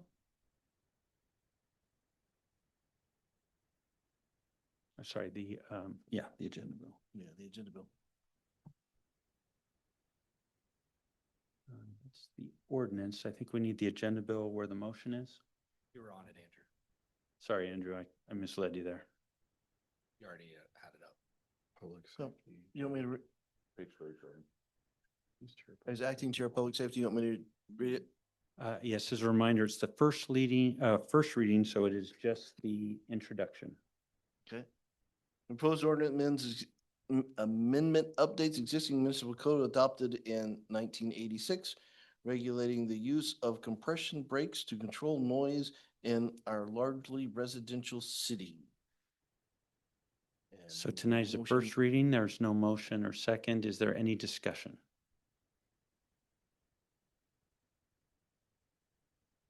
All right, seeing none, thank you. Thank you. Next, under ordinances is Agenda Bill 26-007, ordinance amending the definitions of sale at retail and sale at wholesale in the city's B&O tax code. First, there is a presentation on the ordinance. All right, so thank you, Mayor. Good evening, Council. Just 1 second as I join as a panelist. The meeting.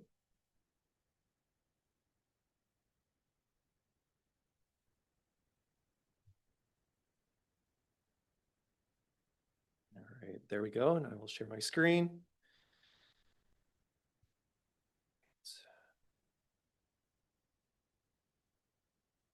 All right, so this ordinance seeks to amend the city's B&O tax code as required by law, moving several business activities subject to the B&O tax from services to retail sales. This amendment is necessary because in 2025, the state legislature wanted to tax several business activities that were previously not subject to the retail sales tax. Those activities include IT training services, custom website development services, investigation security and security monitoring services, advertising services, and live presentations. To enable the taxation of those activities, a bill was passed, 5814, in the state legislature that added several business activities to the definition of sale at retail, which is contained in our RCW, in RCW 82.04.050, which really is just a long list of taxed activities. That's what that definition is of sale at retail. Those activities are now subject to the retail sales tax, and currently the city of Snoqualmie is collecting sales tax, much like the state is, on those activities, those business activities that I just listed earlier. But the B&O tax is different. Because the definition of sale at retail in state law was changed, the state law governing B&O taxes at the city level also had to be changed because it uses the definition of sale at retail. The change, however, in the B&O tax law is different. Instead of the retail sales tax, where the taxing of those business activities went from off to on, in the state law governing B&O taxes at the city level, the activities were instead reclassified from services to retail sales. And I kind of think of it like moving from incandescent light bulbs to LED light bulbs. Both were on. The city, because it has a B&O tax, is required by law to adopt any changes to the state law governing B&O taxes at the city level, otherwise known as the model ordinance. Adopting the model ordinance moves those activities from services to retail sales in our B&O tax code. Now, the impact to Snoqualmie from this B&O tax code change is nothing. This is because both retail sales and services are taxed at the same rate. Now, while this ordinance focuses strictly on the B&O tax, that's not to say that the city won't experience an impact to sales tax revenue.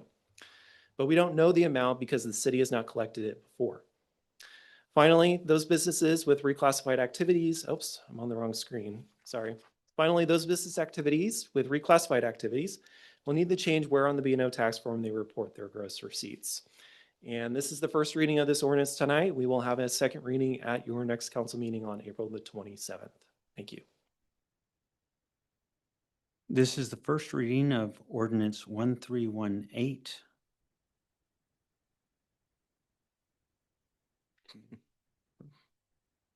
The committee chair, please read the introduction. Oh, I got to pull it off. All right. This ordinance amends the city's B&O tax codes as required by law, moving several business activities subject to the B&O tax from services to retail sales. Second, no. No. First reading. All right. Is there any public comment on this item? I see none. Any council, is there any discussion?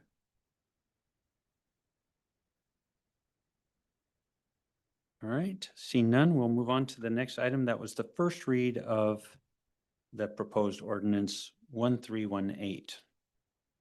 Next, under ordinances is Agenda Bill 26-014, ordinance amending SM Snoqualmie Municipal Code, Chapter 13.10, Stormwater Utility. We have a presentation on the ordinance.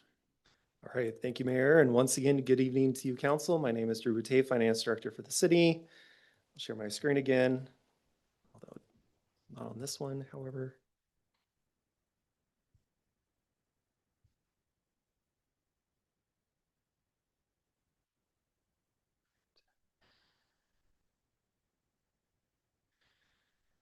All right, so this agenda bill seeks to address a problem in relation to the stormwater code. And this is a problem in relation to the fair treatment of previously disturbed parcels, which the ordinance seeks to define as parcel that no longer contains or contains a very limited amount of infrastructure or structures, or a parcel that is returned to a condition substantially similar to prior to development. And one of the questions that have been asked is, are these parcels treated fairly, especially when they lack stormwater infrastructure service? In some cases, property owners are asked to pay into a system they do not use nor receive any direct benefit from. Some of these previously disturbed parcels have no catch basins in which to accept the stormwater, nor do they drain necessarily into a stormwater pond. In addition to that, there are some previously disturbed parcels out there that are limited in use or have no economic activity and therefore do not generate the income necessary to cover the stormwater fees. And so in essence, the attempt of this ordinance here tonight is to rectify this issue. Now, the current stormwater code says nothing about previously disturbed parcels, but it does say something about parcels with undeveloped conditions. Undeveloped conditions mean the state, status, or condition of the subject property prior to any development of the property that has occurred. It's very before and after. However, it doesn't say anything about the changing nature of parcels across time.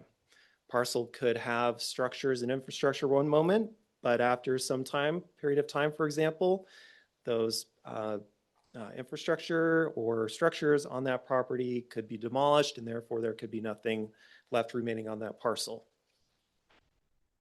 Okay, so what is this ordinance attempting to do? Well, the ordinance would narrowly expand undeveloped conditions to account for, in limited circumstances, the changing nature of parcels across time. The code revision would allow for all or portions of a previously disturbed parcel to be considered undeveloped. Now, there are some conditions as a part of this ordinance a previously disturbed parcel would have to meet, and those include under this top bullet point here, so for the totality of the previously disturbed parcel to be considered undeveloped, they must lack service by city-owned stormwater infrastructure, and they must have a development agreement and site plan approved by council. Now, for portions of a previously disturbed parcel to be considered undeveloped, they must lack service by city-owned stormwater infrastructure, must have a development agreement approved by city council, and those portions that would be subject to this must be in a non-production state. Now, as part of the ordinance, we've drafted a definition of non-production state as well. And so in that ordinance, it means a parcel or portion of a parcel that is not used for occupancy or income generating activities.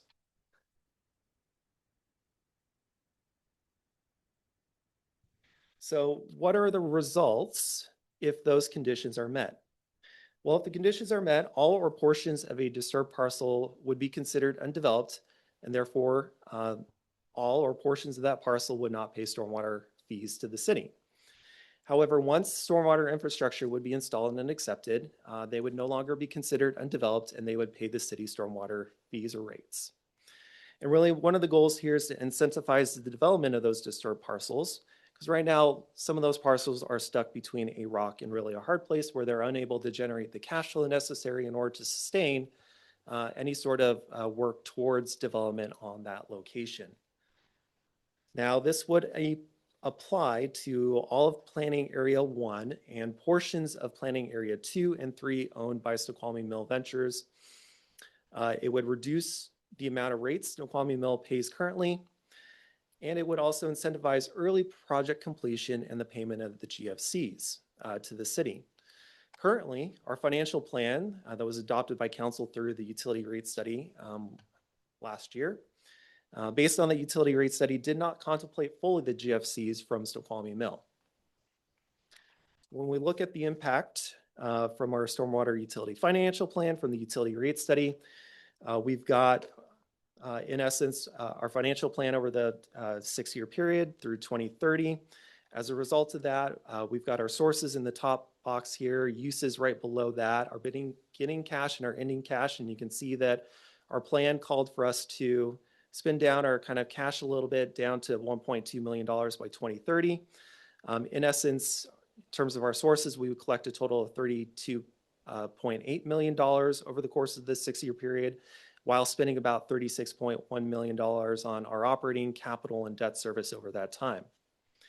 When you incorporate two updates, when you incorporate what has transpired during 2025 plus the ordinance itself, you'll find that our total sources would decrease about $100,000 to $32.7 million. But once you start accounting for the total uses and how that had changed during the course of 2025, our total uses drop roughly $600,000 to $35.5 million over the 6-year period, which would actually leave us, when you combine these two updates together, with a higher ending cash balance than what our utility rate study currently calls for during this 6-year period.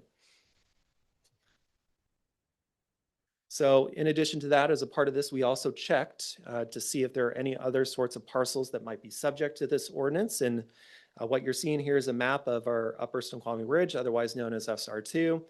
Certainly, we've got a lot of objects on this map too. You'll see in red cleanouts. There's also catch basins here too. A lot of stormwater infrastructure is the point that we're trying to make. When you start looking around the city, you'll see kind of a similar picture developed too, in which we've got plenty of stormwater infrastructure in SR1, or otherwise known as Mid-Snoqualmie Ridge. And when you start looking downtown, you'll also see primarily catch basins downtown, but also there's some outfalls. In essence, the parcels that we have downtown are served by stormwater infrastructure. And then finally, if you take your time to look at what's happening in Lower Snoqualmie Ridge, Snoqualmie Falls, and Snoqualmie Mill, you'll see that there's a huge gap here, in which the parcel, particularly around Snoqualmie Mill, doesn't have any stormwater infrastructure on it. But those owners, property owners, are asked to pay stormwater fees to the city overall, even though they receive no service whatsoever from the city through stormwater infrastructure. And so with that, that's the conclusion of my presentation. And in terms of next steps, April the 13th, well, that's today, so we'll forget about that. But April the 27th would be the second reading of the ordinance. And thank you very much. All right. Sure. This is the first reading of ordinance 1321. Would the Community Development Committee Chair please read in the description of the ordinance? Yeah, I guess I should say point of order. It's actually under per the agenda bill, the Finance and Administration Committee. Yeah, that's a mistype. It was actually brought to the Community Development Committee. Okay. Thank you, Mayor. Just want to make sure that we know that. Do you want to read it? Yep. Sorry, can we put the agenda bill up? Yeah. Go ahead.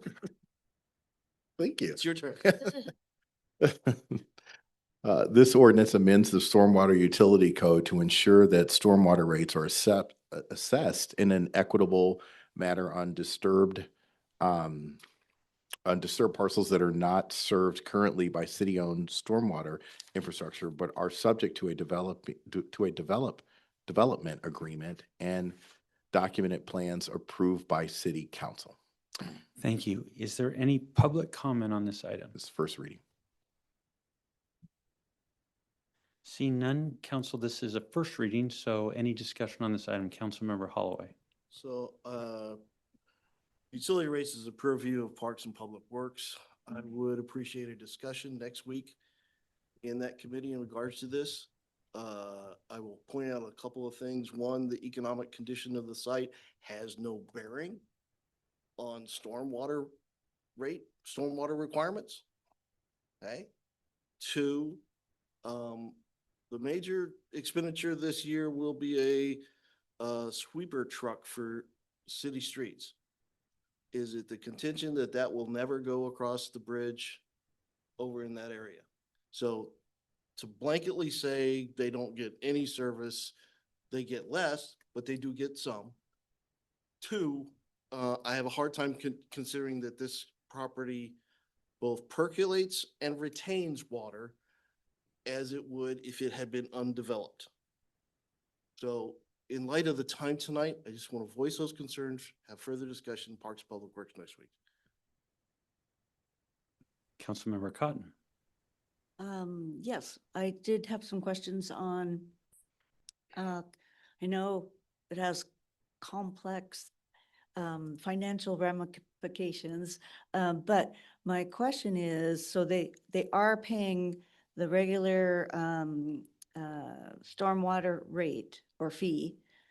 Is that something that would then be suspended for them pending their development or proposed site plan? Yeah, so if we classify, for example, if we incorporate this into the code, the previously disturbed parcel, and the conclusion is indeed, certainly planning area 1 is incorporated as a part of that, they have to meet certain conditions. So does it lack stormwater infrastructure? Our conclusion to that is yes. Secondly, is there a development agreement in place, which is indeed the case in this situation? Therefore, we would be suspending the payment of those stormwater rates to the city overall for a period of time in which stormwater infrastructure has been installed, which we would expect at the end of the development period. Follow-up question, please. Go ahead. So we would suspend but not refund previous payments? Yeah, that's our intention overall. This is proactive, not retroactive. Okay. And I guess my other concern would be regarding we didn't get into the GFCs yet, but is this going to be a substantial savings for them to help promote their development? So in terms of the GFCs, certainly we'll be bringing an update as soon as Parcel of the Works they're continuing to work on that right now. But what I've included as a part of our overall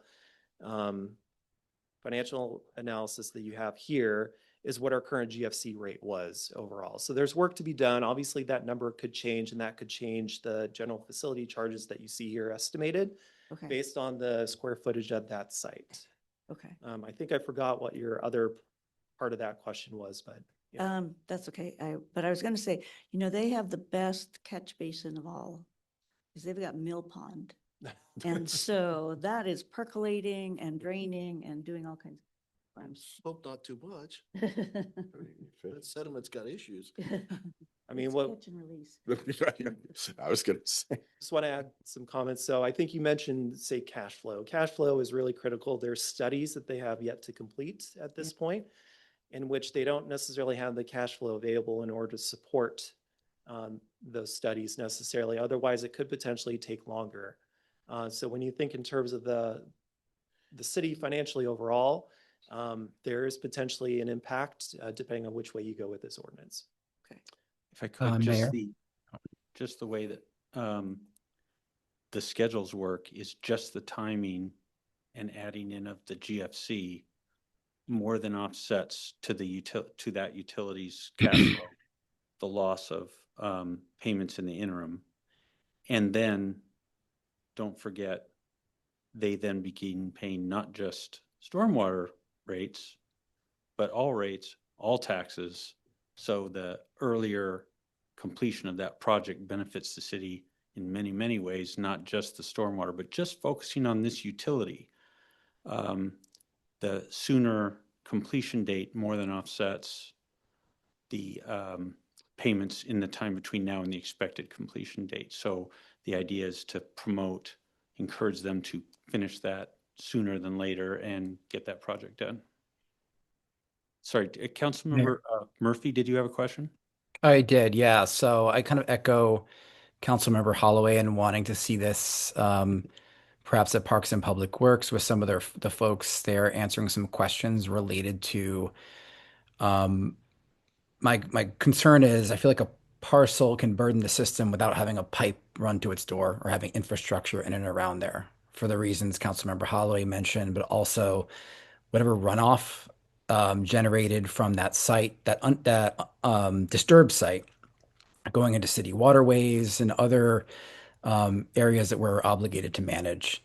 So this was a great presentation. It was great to see the financial impact here, but I would like to see us hear from some of our folks in Parks and Public Works and the Public Works team to get our arms around some of the burdens that an undisturbed parcel might have with respect to the watershed and some of the other stormwater impacts. Yeah, so we're adding that to your Parks and Public Works meeting, but just so that you're clear, no water from the site runs into any city stormwater of any type. It either goes into the ground or it goes into the river. There is nothing that city touches on any water that drops on that site. But we'll bring the Parks and Public Works for public. It's some late. people- It's late. Some people It's that late. know about this stuff. We'll bring them to you at Parks and Public Works so you can have a full discussion with them. Councilmember Cotton. Last question, Director Boutte, is, are there any other potential commercial development sites that kind of meet this criteria as well? Not that we're aware of. I believe our Parks and Public Works crew has reviewed this information and have taken a look at it to make sure that it's tailored specifically to just this issue alone. So we don't believe that there's any other site subject. Sorry, Councilmember Johnson. I know that guy. I know him. Late. I know. Yeah. Oh boy. Okay, so there is an area though that is adjacent to the city that could have future development of some sort that could at some point become part of the city, and I don't have any idea what the stormwater looks like there. If that area were to be annexed into the city and there were to be a development with a development agreement and there were to be a site plan, and let's say that there is no stormwater infrastructure, like I said, I'm making that up because I have no idea what's over there. But if there were none, would it not also apply to that? If I could, the agreeing to a development agreement is something that the council does. Right. So you would have control of that. But I mean, I'm sorry, Mayor. Oh, sorry, go ahead, Councilmember Johnson. But what I mean is, if there's no existing stormwater infrastructure at that location presently, then would this also apply to that location? It's so hard to answer that. Likely that's a undeveloped. Right. I'm saying in that hypothetical scenario. But we could not identify any other location anywhere that meets this criteria. This is and that's why this is a bit of a struggle. This is a very difficult situation to realize. Any other significant lot like this is undeveloped. So this is a very unique thing in King County to kind of encounter. And so it's a lot of head scratching of, wait a minute, is what was intended here and what's fair here and what advances the interests of the city here. So there's a lot to this, which obviously you heard Director Boutte's discussion. But to answer your question, we've looked, you saw the maps and all, we can't find anywhere else that we think this would apply to. And that makes sense to us because it's a very unique situation of 100 years ago having had something that then long ago went away. Councilmember Washington. Yeah, thank you, Mr. Mayor. To refer this to, sorry, it's late, Parks and Public Works, do we need to go ahead and make a motion? Are you intending to refer it, or did you just want to discuss it? Agenda, not refer it. I don't want to sidestep the process here. Okay, so And they've agreed to add it to the agenda. It's done. I'll make the motion if you want, but I don't. No, I'm just trying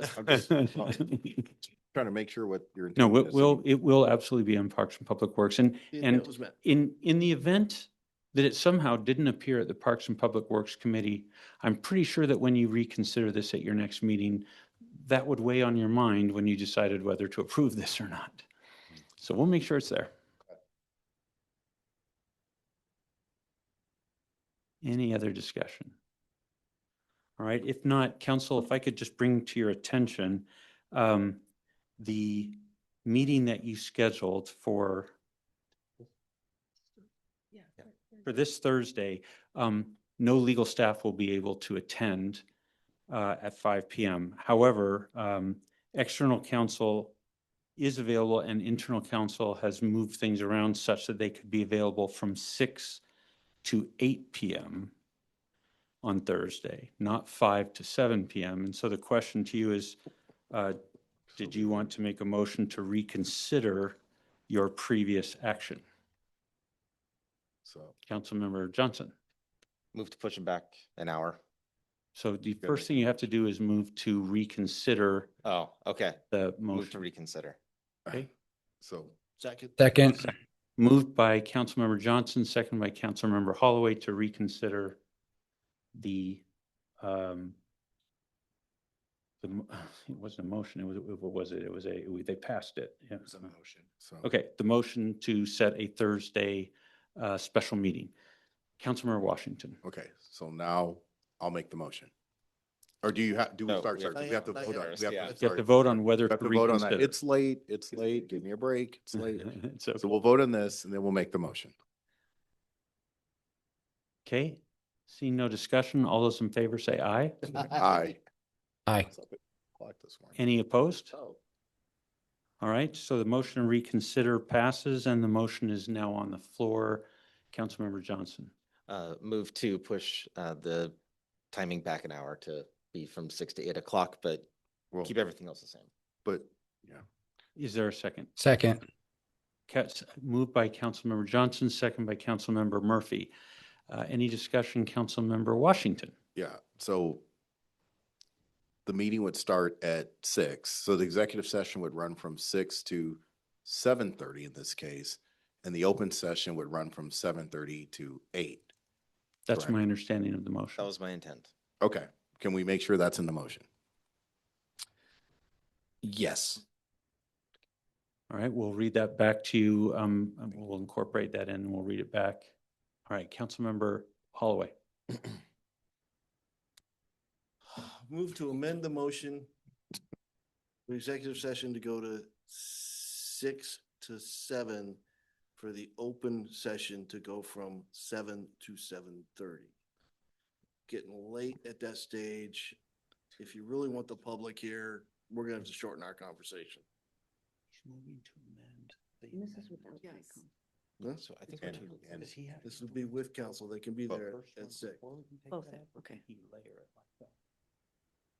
can we get a No, no. clerk Yeah. reread all the motions? Just I can't amend the motion once it's been voted on.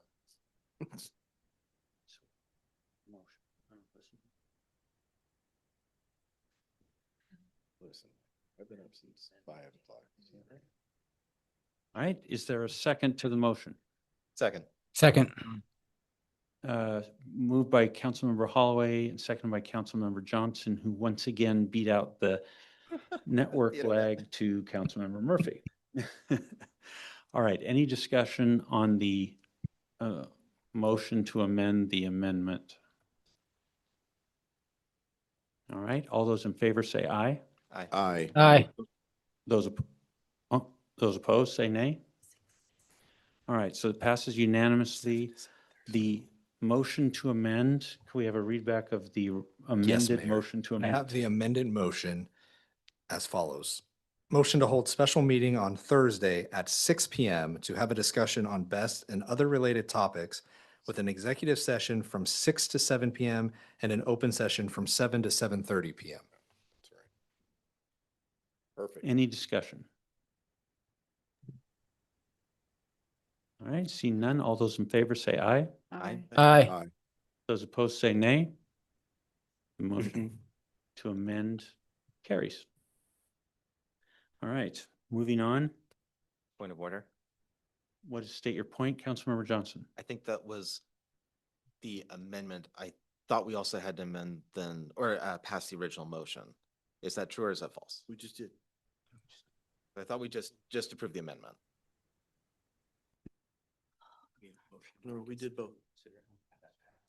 Yeah, we voted twice. We voted twice. We did Yeah, vote. we voted twice. Just wanted to go back to the original motion. We did. Yeah, we You we made the voted motion, twice. We I voted made the amend, we voted on the amend, went back to the motion, did another second vote. We did 2 votes. Yeah. Don't have to go back to. Well, Well, we Let's did, we not- did, we let's did. We not. voted twice. Let's not go back. Okay, so because there were a motion to amend, and a motion to amend the amendment, there's 3 votes required. You took the first vote and you took the second vote. Uh-huh. Now you need to take the So, third point- vote. Point of order. Point of order. There was a motion to reconsider. We voted on that. There was a new motion for a new time. And then there was a motion to amend. And we voted on the motion to amend and we voted on the motion at hand. I think there were three things. We did 3 votes. But I'm willing to vote again on the thing if you want. Just get out. I think the amended motion is on the floor. Yeah, so the ruling of the chair is that we do need another vote on the amended motion. Is there any further discussion? Aye. I think they understand it. Is there anyone that requires that to be read back? Hearing none, all those in favor say aye. Aye. Aye. Those opposed say nay. The motion carries. City Clerk, we got 3 of 3. Okay, awesome. Thank you, Mayor. I can definitely find where we are in this. No, I can. 13. 13. Next ordinance is Agenda Bill 26-016, ordinance repealing Ordinance 1296, Section 8, and Resolution 1255, Section 2B3. There are 2 presentations for this ordinance. First, a presentation on legal department workload and outside counsel overview.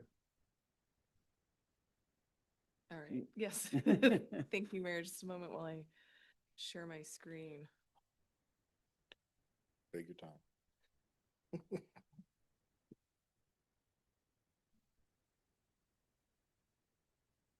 All right, thank you. Good evening, Mayor and Council. My name's Dina Burke. I'm your city attorney, and tonight I'm going to be providing an overview of the legal department, kind of the historical staffing, workload, and budget. So this slide shows the journey that the legal department has been on.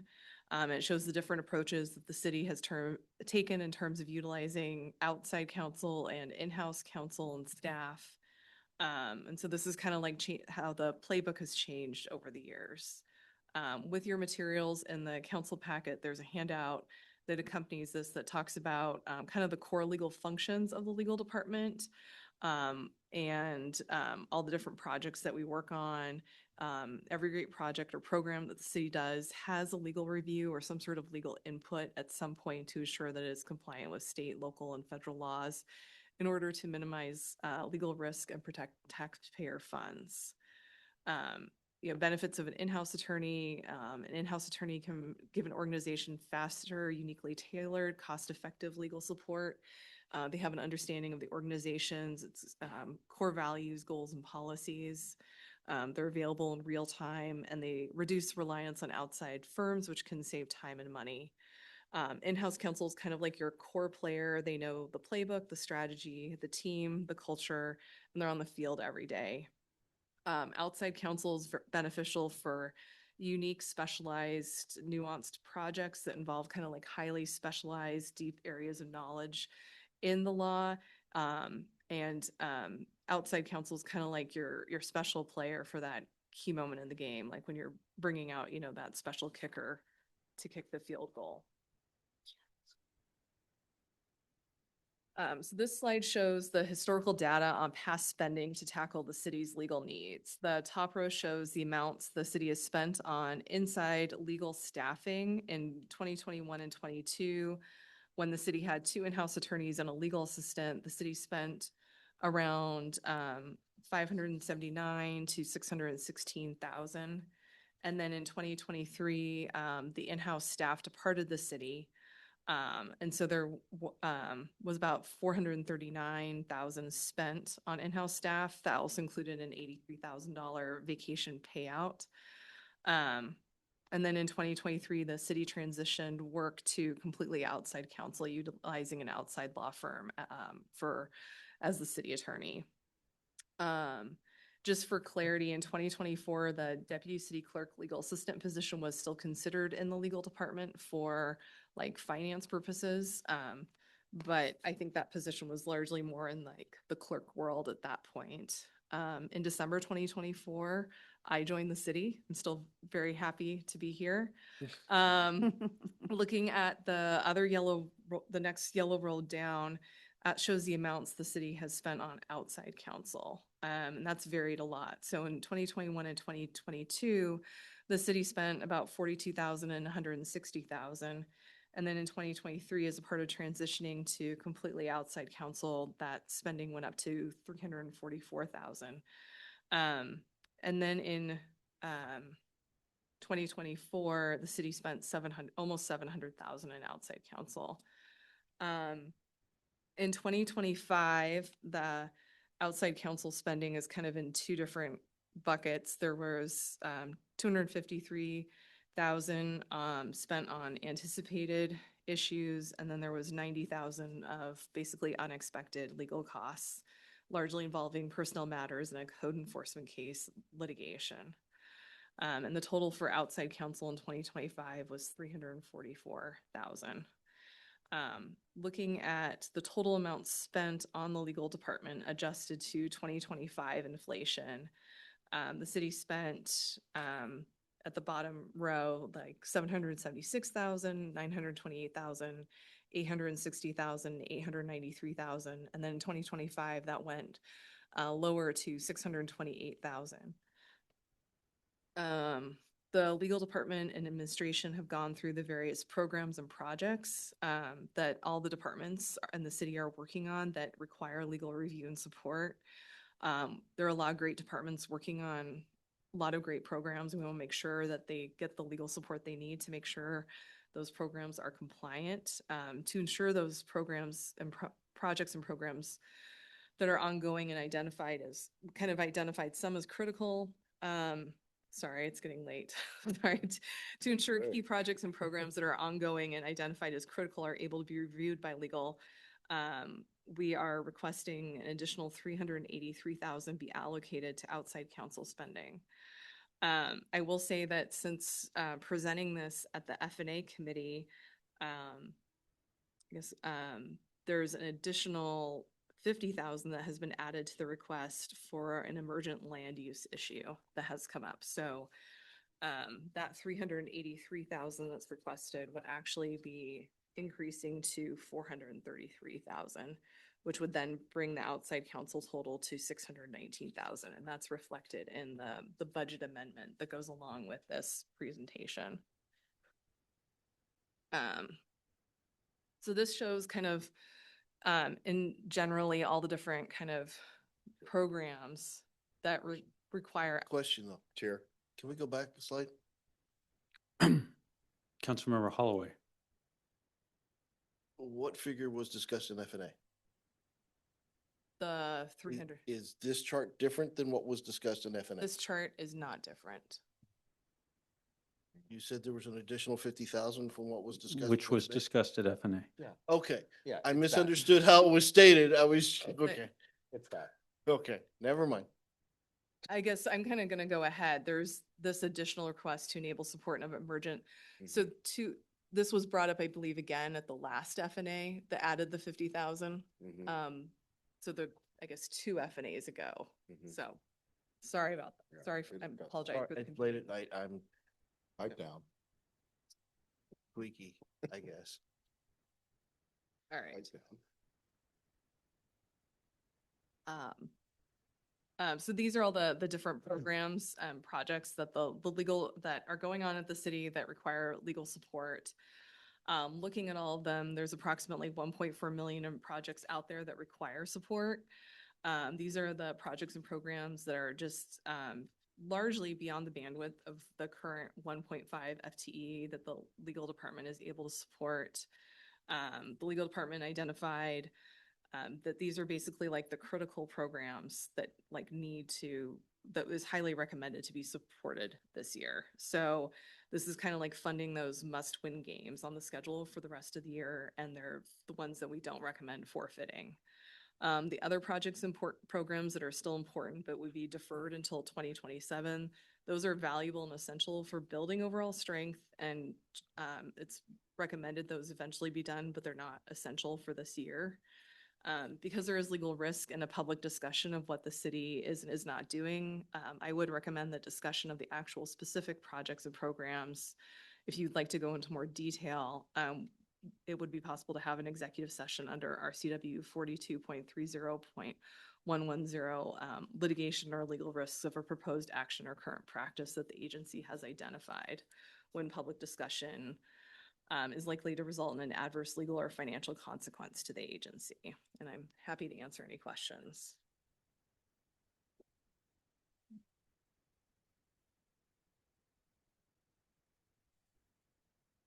All right, just to be clear, if you could go back one slide. The request was the left column, the $1.4 million. You should understand that that is actually what's needed. When we talk about deferring items, there is risk associated with that. There's a not insignificant possibility that we will have to come back to you and say, well, we weren't able to put some of those off. What we've done here is squeeze down to the number in the right column, that which we think we can manage to, but we cannot promise that. We just think we have a plan that we think we can manage that number, but you should understand there is risk that the projects identified that we actually need to work on is actually that in the left column. All right, if there's no questions, we'll move on to the second presentation on general fund sources. All right, Council, you have 3 more to go.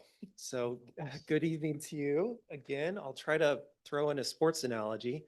I hear a lot of that today, so we'll see what we can come up with.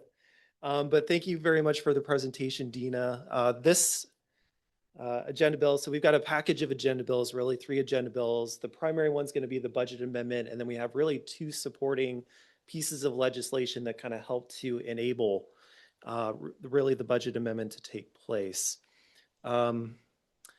As I work towards sharing my screen, it's always the struggle. Right here. So as you kind of heard from Dina a little bit, the city is asking for an amendment related to a couple items.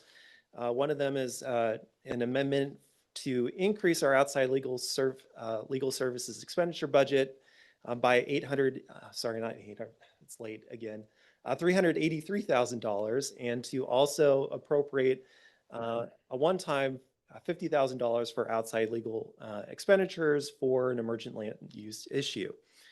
As a part of that, we also want to make sure that we're bringing revenue to the conversation, because as you saw there, we're requesting $383,000 that ideally would be ongoing over time.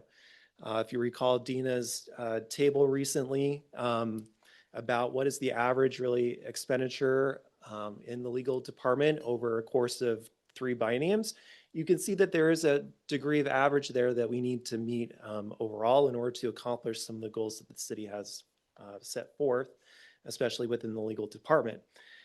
So in terms of making sure that we can fund that appropriation, we don't just want to necessarily use the fund balance that we have within the general fund. And so we believe that one option that is available to council that we are recommending here tonight is to shift some money from our capital fund and some revenue sources from our capital fund to the general fund. In essence, what we've got here is a projection of our sources of revenue, as well as our capital renewal programs within our governmental capital fund. In essence, you'll see here we've got it broken out between different types of revenue, and as well as between city funds, external funds, and the total that you see there. And then we provide you with the city fund annual average over this period of time, this 5-year period of time. What you'll see as well as a part of this is we've also incorporated the potential cost of our street, bridge, and sidewalk renewal programs over the 5-year period, park renewal programs over the 5-year period, and facility renewal programs over the 5-year period too. One of the things to note here is you'll see that our total sources, and these are funds that the city collects of our city funds overall, is roughly $3.5 million on average per year, which is greater than our capital renewal program spending over this 5-year period of time. Now we have the utility tax and the recurring construction sales tax highlighted here because we would intend to move that from our governmental capital fund and back into the general fund in order to support this amendment request overall. Let's move this forward if it will. All right, it's great that it freezes in place. It's the network to Mexico. All right, let's reshare.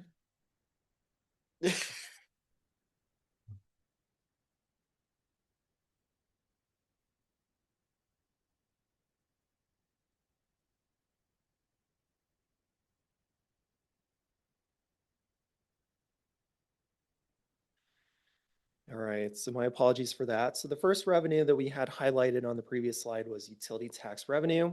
We consider utility taxes to be a consistent, predictable, unrestricted revenue stream and therefore well suited to support any sort of appropriation requests out of the general fund. Currently, we apportion our utility tax 85% to the general fund and then 15% to our governmental capital fund to support those capital renewal programs that you saw on the previous slide.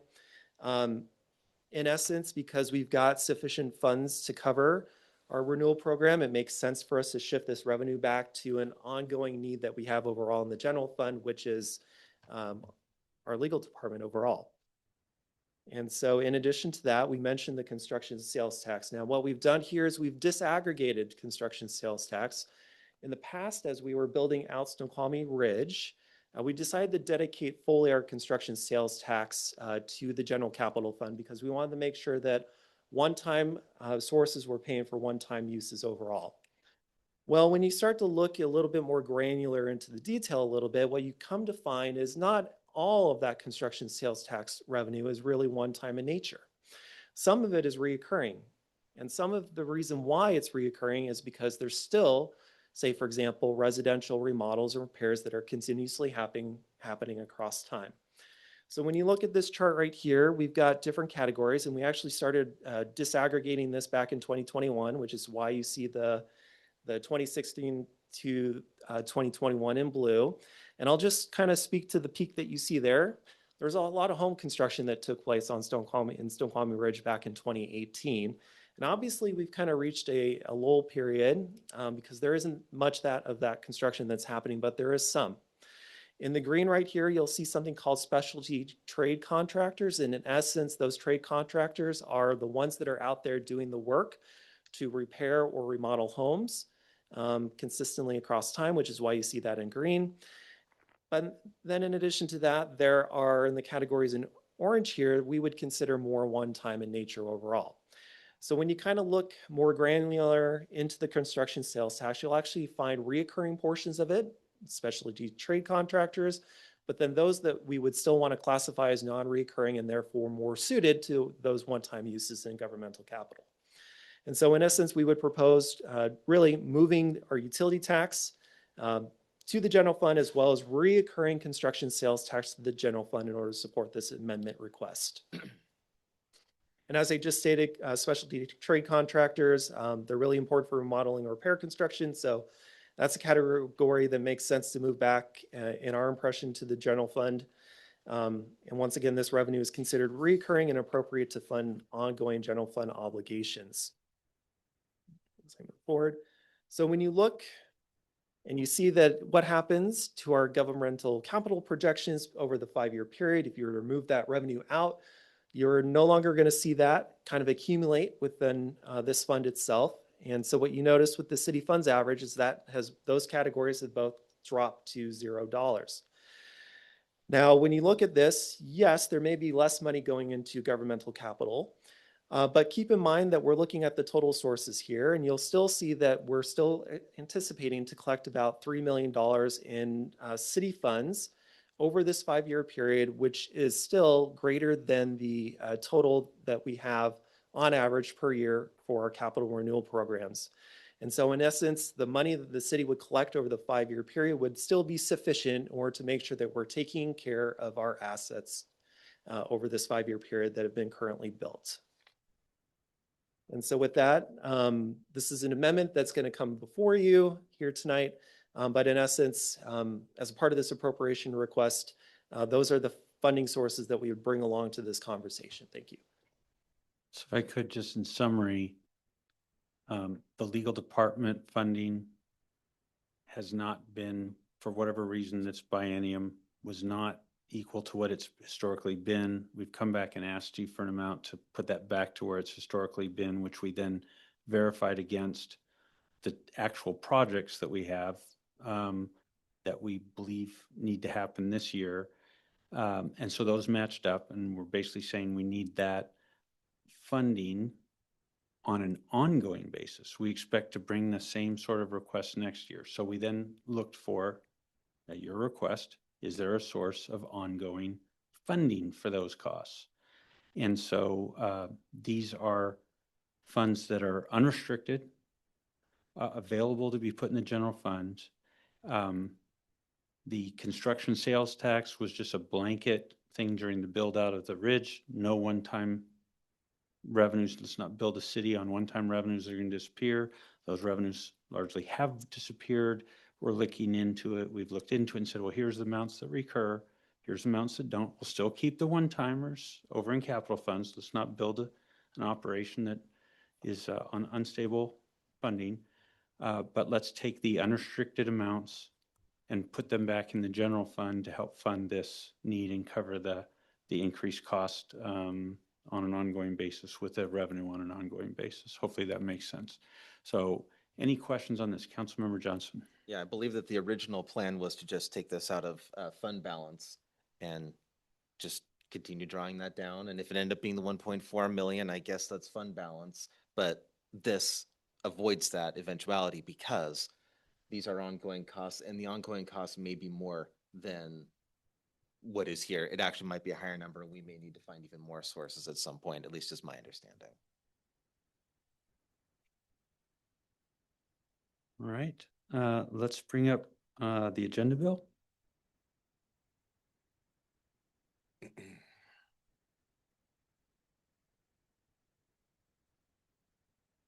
Okay, this is a first reading, so just a reading of the introduction.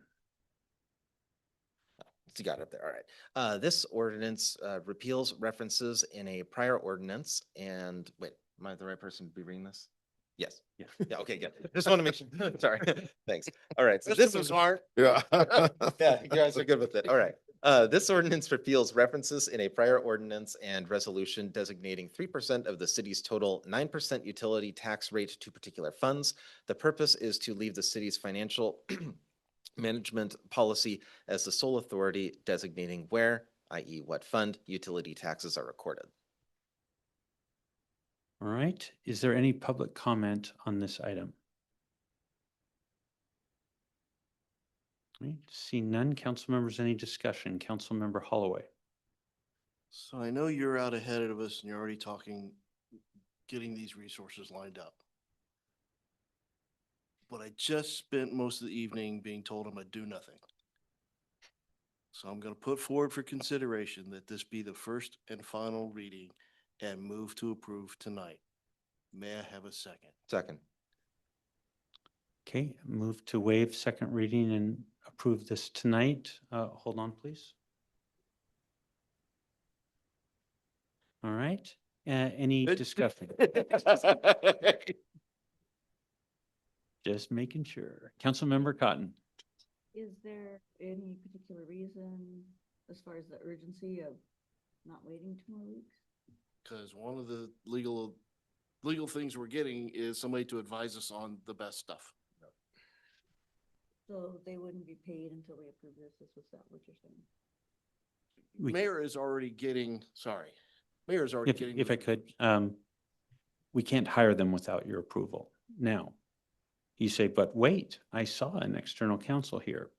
I did that under my authority, which you gave me, using existing budget that you budgeted and your authority to contract up to 50,000 without your approval. So I thought you would want me to do that. I moved ahead and got counsel involved right away. That's why you were able to get counsel. Now, if you don't approve this, I'll have to shut that down and I'll have to go cut something else out of the budget to offset the money that we spent on this. But that's something you gave me the authority to do. So the issue here is, do you want to fund the full amount that we're estimating now? Although depending how this goes, we'll see. But we thought this was a good amount that could really get us a fair way through this topic as best we can see it right now. Councilmember Cotton. So the $50,000 that you used to bring him in, this is gone already? No. No. So, okay, I'm just trying to. Sorry. So we signed a contract. It's an hourly billing rate. So it's however many hours of work that's been put in over the last week. So it's not that much yet. Hope not. I was just pointing. No, I'm sorry, but No, this $50,000. All right. Can Okay. we, But that's not, can we, that's can, your can we, domain. can we stay together and have me run the meeting instead of you just starting to talk anytime you want? Would that be okay? Thank you, All right, Councilmember Cotton. Absolutely. All right, Councilmember Holloway. Yeah, I mean, we said we were getting legal advice, and that was something we were partially holding back on some of these things. Okay, I don't want him held up in any way, shape, or form in regards to this. I want to be able to say to the citizens, I bleeping did something. If you want to bleeping not do something tonight, fine. But the motion's on the table. If I could just say, if you want me to cut off those attorneys, I will. Okay, but I thought that was the right thing to do, and to not only have criticism that we're moving too slow when we're trying to move fast, that's false criticism we don't deserve. Right. But now there's a question of, you're saying I shouldn't have done that, so, it's, you ultimately control the budget, so it's your call. Councilmember Cotton. Mayor, that is not what I said. I did ask just why we were doing that. I thought that there was already funds available to be using, that it wasn't that we were going to run through things in the next 2 weeks. So I was just asking what's changed, because I want to know. I'm not always in the know with the F&A folks of what's going on.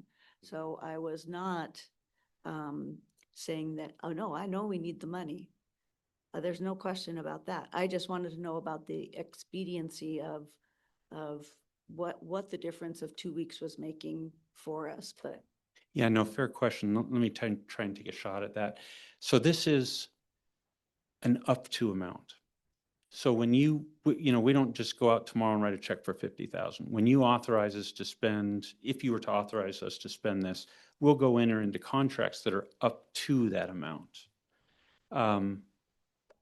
All I was pointing out is you've given me the authority to do that up to 50,000. We didn't go spend 50,000, but we signed up outside of council and got them working on this and brought them to your executive session tonight. So there's a meter running, but it by no means is at 50,000. Is that kind of what you're looking for? Yeah. Yes. Sorry, misunderstood the question. Any other discussion? All right, so the motion on the table is, can we have a read back, City Clerk? Motion is waive second reading and approve the ordinance tonight. All right, all those in favor say aye. Aye. Aye. All those opposed say nay. All right, the motion carries. Just a moment.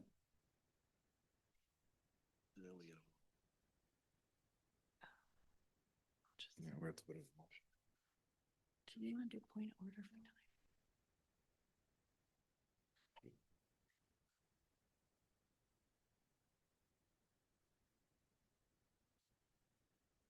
Sorry, we're just double checking procedurally whether an emergency needs to be declared by you in order for you to do that. We're just making sure that procedurally you've done what you need to do. So just give us a moment. Bless you. Will we? We'll do that next. That's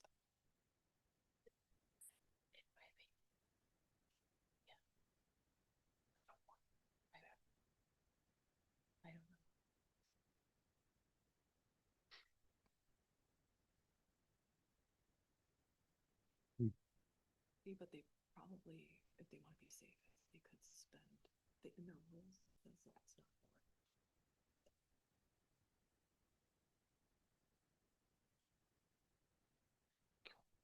Yeah, they declared emergency.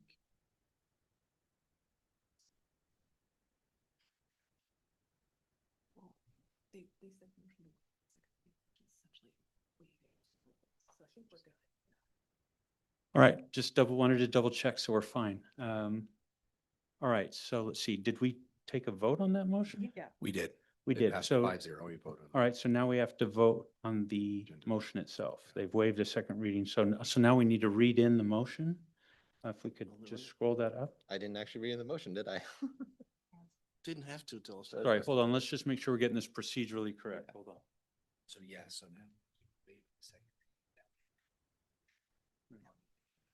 And approve that. All right, so,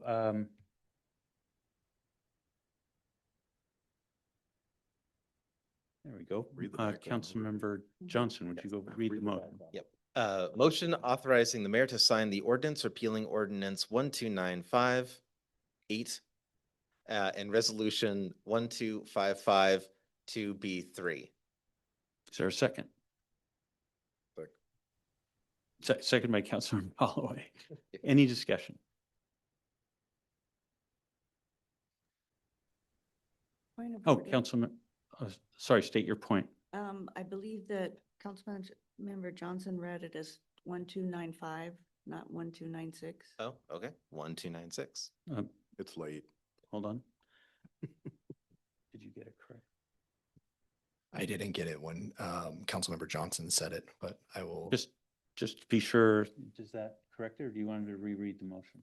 I have the motion on the agenda, Bill, so I will correct it. Yep. Okay, thank you. All right, any discussion?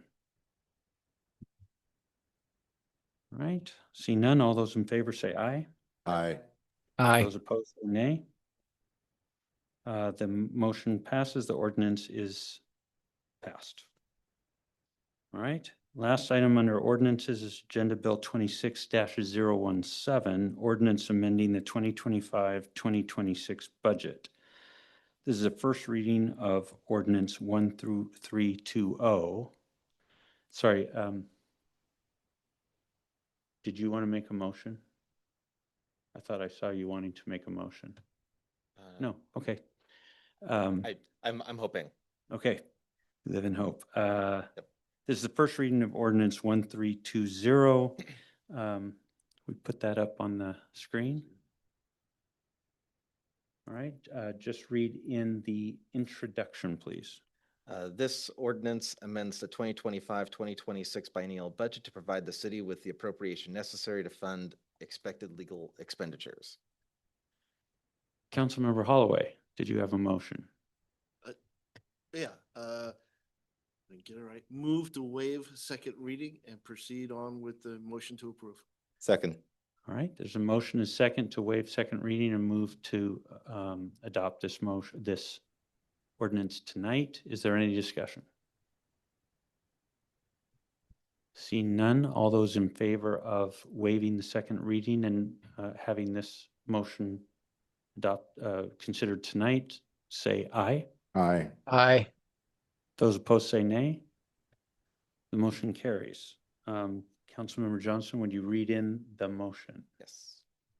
Move to authorize the mayor to sign the ordinance amending the 2025-2026 biennial budget. Second.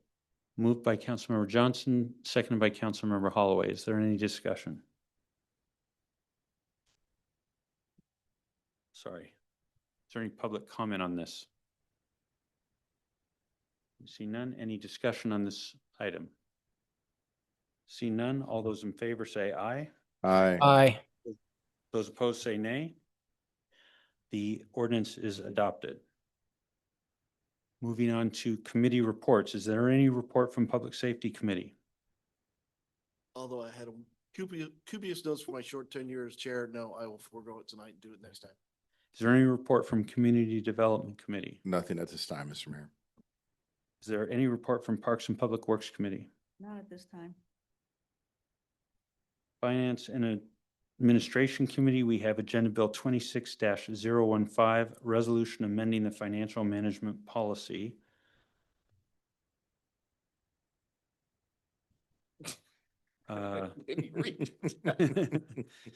Councilmember Johnson, would you read in the introduction and the motion? Yes. This resolution amends the city's financial management policy, clarifying and changing where, for example, what fund the city's construction sales tax and utility taxes are recorded. Move to authorize the mayor to sign the resolution amending the city's financial management policy. Is there a second? Second. Moved by Councilmember Johnson, second by Councilmember Washington. Is there any public comment on this item? See none, is there any discussion, council? See none, all those in favor say aye. Aye. Those opposed say nay. The resolution is adopted. Touchdown. You got it. There being no further business on the council agenda, I will entertain a motion to adjourn. So moved. Second.